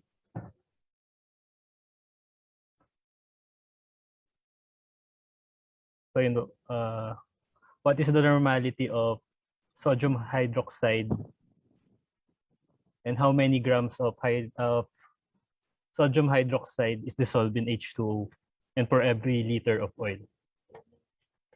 Jerome, pwedeng pakisagot, please. Caustic soda, haluin mo yung sodium hydroxide 50-50 sa tubig. 50% water, 50% sodium hydroxide. So, ganun siya kadami. In terms naman, kapag ihaluin na siya sa oil, 50% lang yung soda. For example, 100 grams yung kanina na waste cooking oil, 50 grams lang yung caustic soda. Okay, thank you, sir. Si Sir Jerry po, may tanong po siguro. Yes, kasi ako yung nag-post niyang what is the concentration or normality of sodium hydroxide or caustic soda. So we know that caustic soda is very corrosive, and I observed in the demonstration that safety practices should have been observed, no? So sinabi niya kanina na umiinit, of course, ganun talaga yung property ng sodium hydroxide or ng caustic soda. And commercially, yun, technical grade yung ginamit niya, pero commercially, may available na caustic soda. Yung alam natin yung liquid sosa or yung lye, and that is caustic soda or sodium hydroxide. Pero basically, hindi sa saponification process or you made soap making simple, but of course, the reaction should be properly guided by a simple chemistry na kaya tinanong ko, ilang grams ng sodium hydroxide ang i-dissolve mo sa ilang liters ng water, and then yung proportion niya to liters of oil, no? And prior to using the used cooking oil, will there be a dehydration, or you remove muna yung moisture, or what else the So it's just a simple chemistry of saponification process in producing soap. So yun lang yung So lumalabas na yun nga, may mga reaction na 1:1 ratio, but of course we should know more of the chemistry para at least yung marketability ng product nyo, baka mamaya sumobra ka sa sodium hydroxide, masunog yung kamay nyo naglalaba o matadry kasi hygroscopic yan and corrosive. Yun lang yung concern ko. I'm not saying that we should be demonstrating properly on how to use and with all the proper personal protective equipment, kasi mahirap na matularan ng iba na ganun lang pala madali kagawa, gumawa ng sabon, pero not knowing na ano ba yung property nung what are the properties of the chemicals being used in the production of soap. Yun lang yung gusto kong ipaliwanag, and at least ipinakita na, or there's an emphasis na it's for laundry, not for any bath soap. Thank you.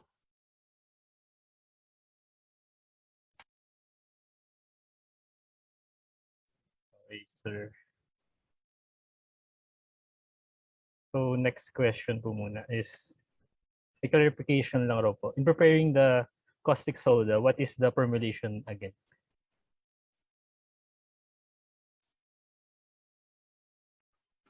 Yun po, 1:1 ratio po. Right. Sir, so po is it an antibacterial soap, sir? Antibacterial. Sir, hindi po. Purely po siya pang... Actually, we would like to use it for mga basahan lang po talaga. This is not a commercial grade detergent bar soap. So, may nakita rin po akong message kanina kung pwede pong haluan ng pangpabango. Pwede naman po, but sabi po reminders po ni Sir Jerry, hindi po ito pampaligo. Pang ano lang po talaga, pang basahan.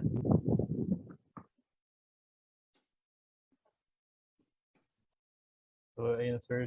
Thank you po for answering those questions. So, at this point, we'd like to virtually present our certificate of appreciation for both our speakers.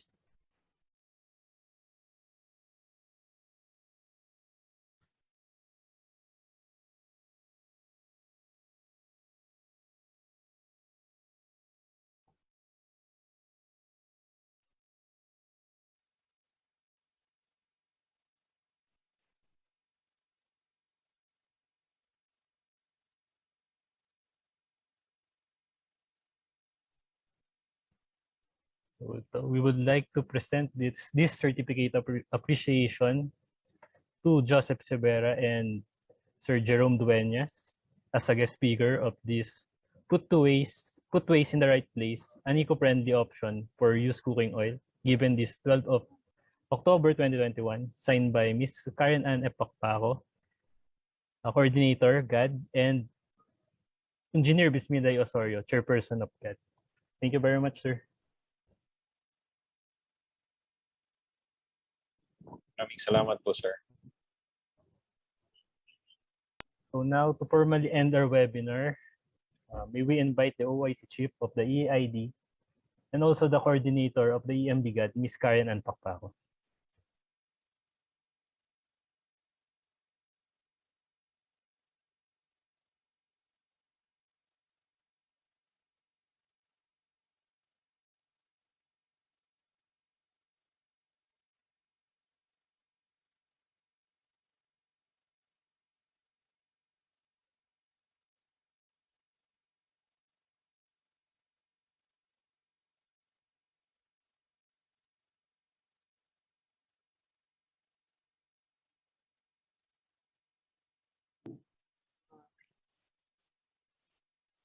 Okay, so naririnig po ba ako? Yes po, ma'am. Thank you, Jerome. So on behalf po of the Environmental Management Bureau of the Department of Environment and Natural Resources, led by our Director, Engineer William P. Conyado, and our Assistant Director, Engineer Bisminda A. Osorio, let me thank all our attendees, both from Zoom and FB Live, for participating in this webinar on eco-friendly options for used cooking oil. Let me also thank our speakers, Mr. Jerry Sañez of the Hazardous Waste Management section of EMB, Mr. Oliver Villamena from the City Environmental Office of Marikina, Mr. Jett Severa, General Manager of Renergy System Incorporated, and Mr. Jerome Dueñas, also from Renergy System Incorporated. Thank you for sharing your time and expertise to inform the public on this very important topic. Today, we focused our attention to a very common household waste that we have, and that is used cooking oil. We have learned from our speakers on the guidelines for its disposal and its huge impact on the environment and what we can do to address this household waste. So the EMB will continue to organize activities such as this to inform the public about eco-friendly options that we can adapt to help address our various environmental issues. As EMB continues to develop guidelines and monitor the compliance of industries and provide technical assistance to our stakeholders, the success of any environmental endeavor lies on renewed partnerships, collaboration, and engagement of key stakeholders and the public to do their share in protecting our environment. So to everyone, let's put our green hearts, our green minds, and green hands to work for a cleaner, safer, and healthier future. Muli, marami pong salamat at isang makakalikasang araw sa inyong lahat. Thank you very much, Ms. Karen. So a reminder before you go, the link for the communication evaluation form is already posted and will be closed at 1:30 p.m. So please make sure to fill it out before 1:30. So maraming salamat po sa pagdalo ngayong umaga. You may like us on Facebook at EMB Central Office Official or send us an email at recordco@emb.com.ph. Again, thank you so much for joining us and see you again on our next learning activities. Isang makalikasang umaga po sa ating lahat. Thank you so much. Thank you, everyone. Thank you, Jerome. And Thank you, sir. keep safe and stay healthy, everyone. Bye-bye. Bye, sir. Thank you.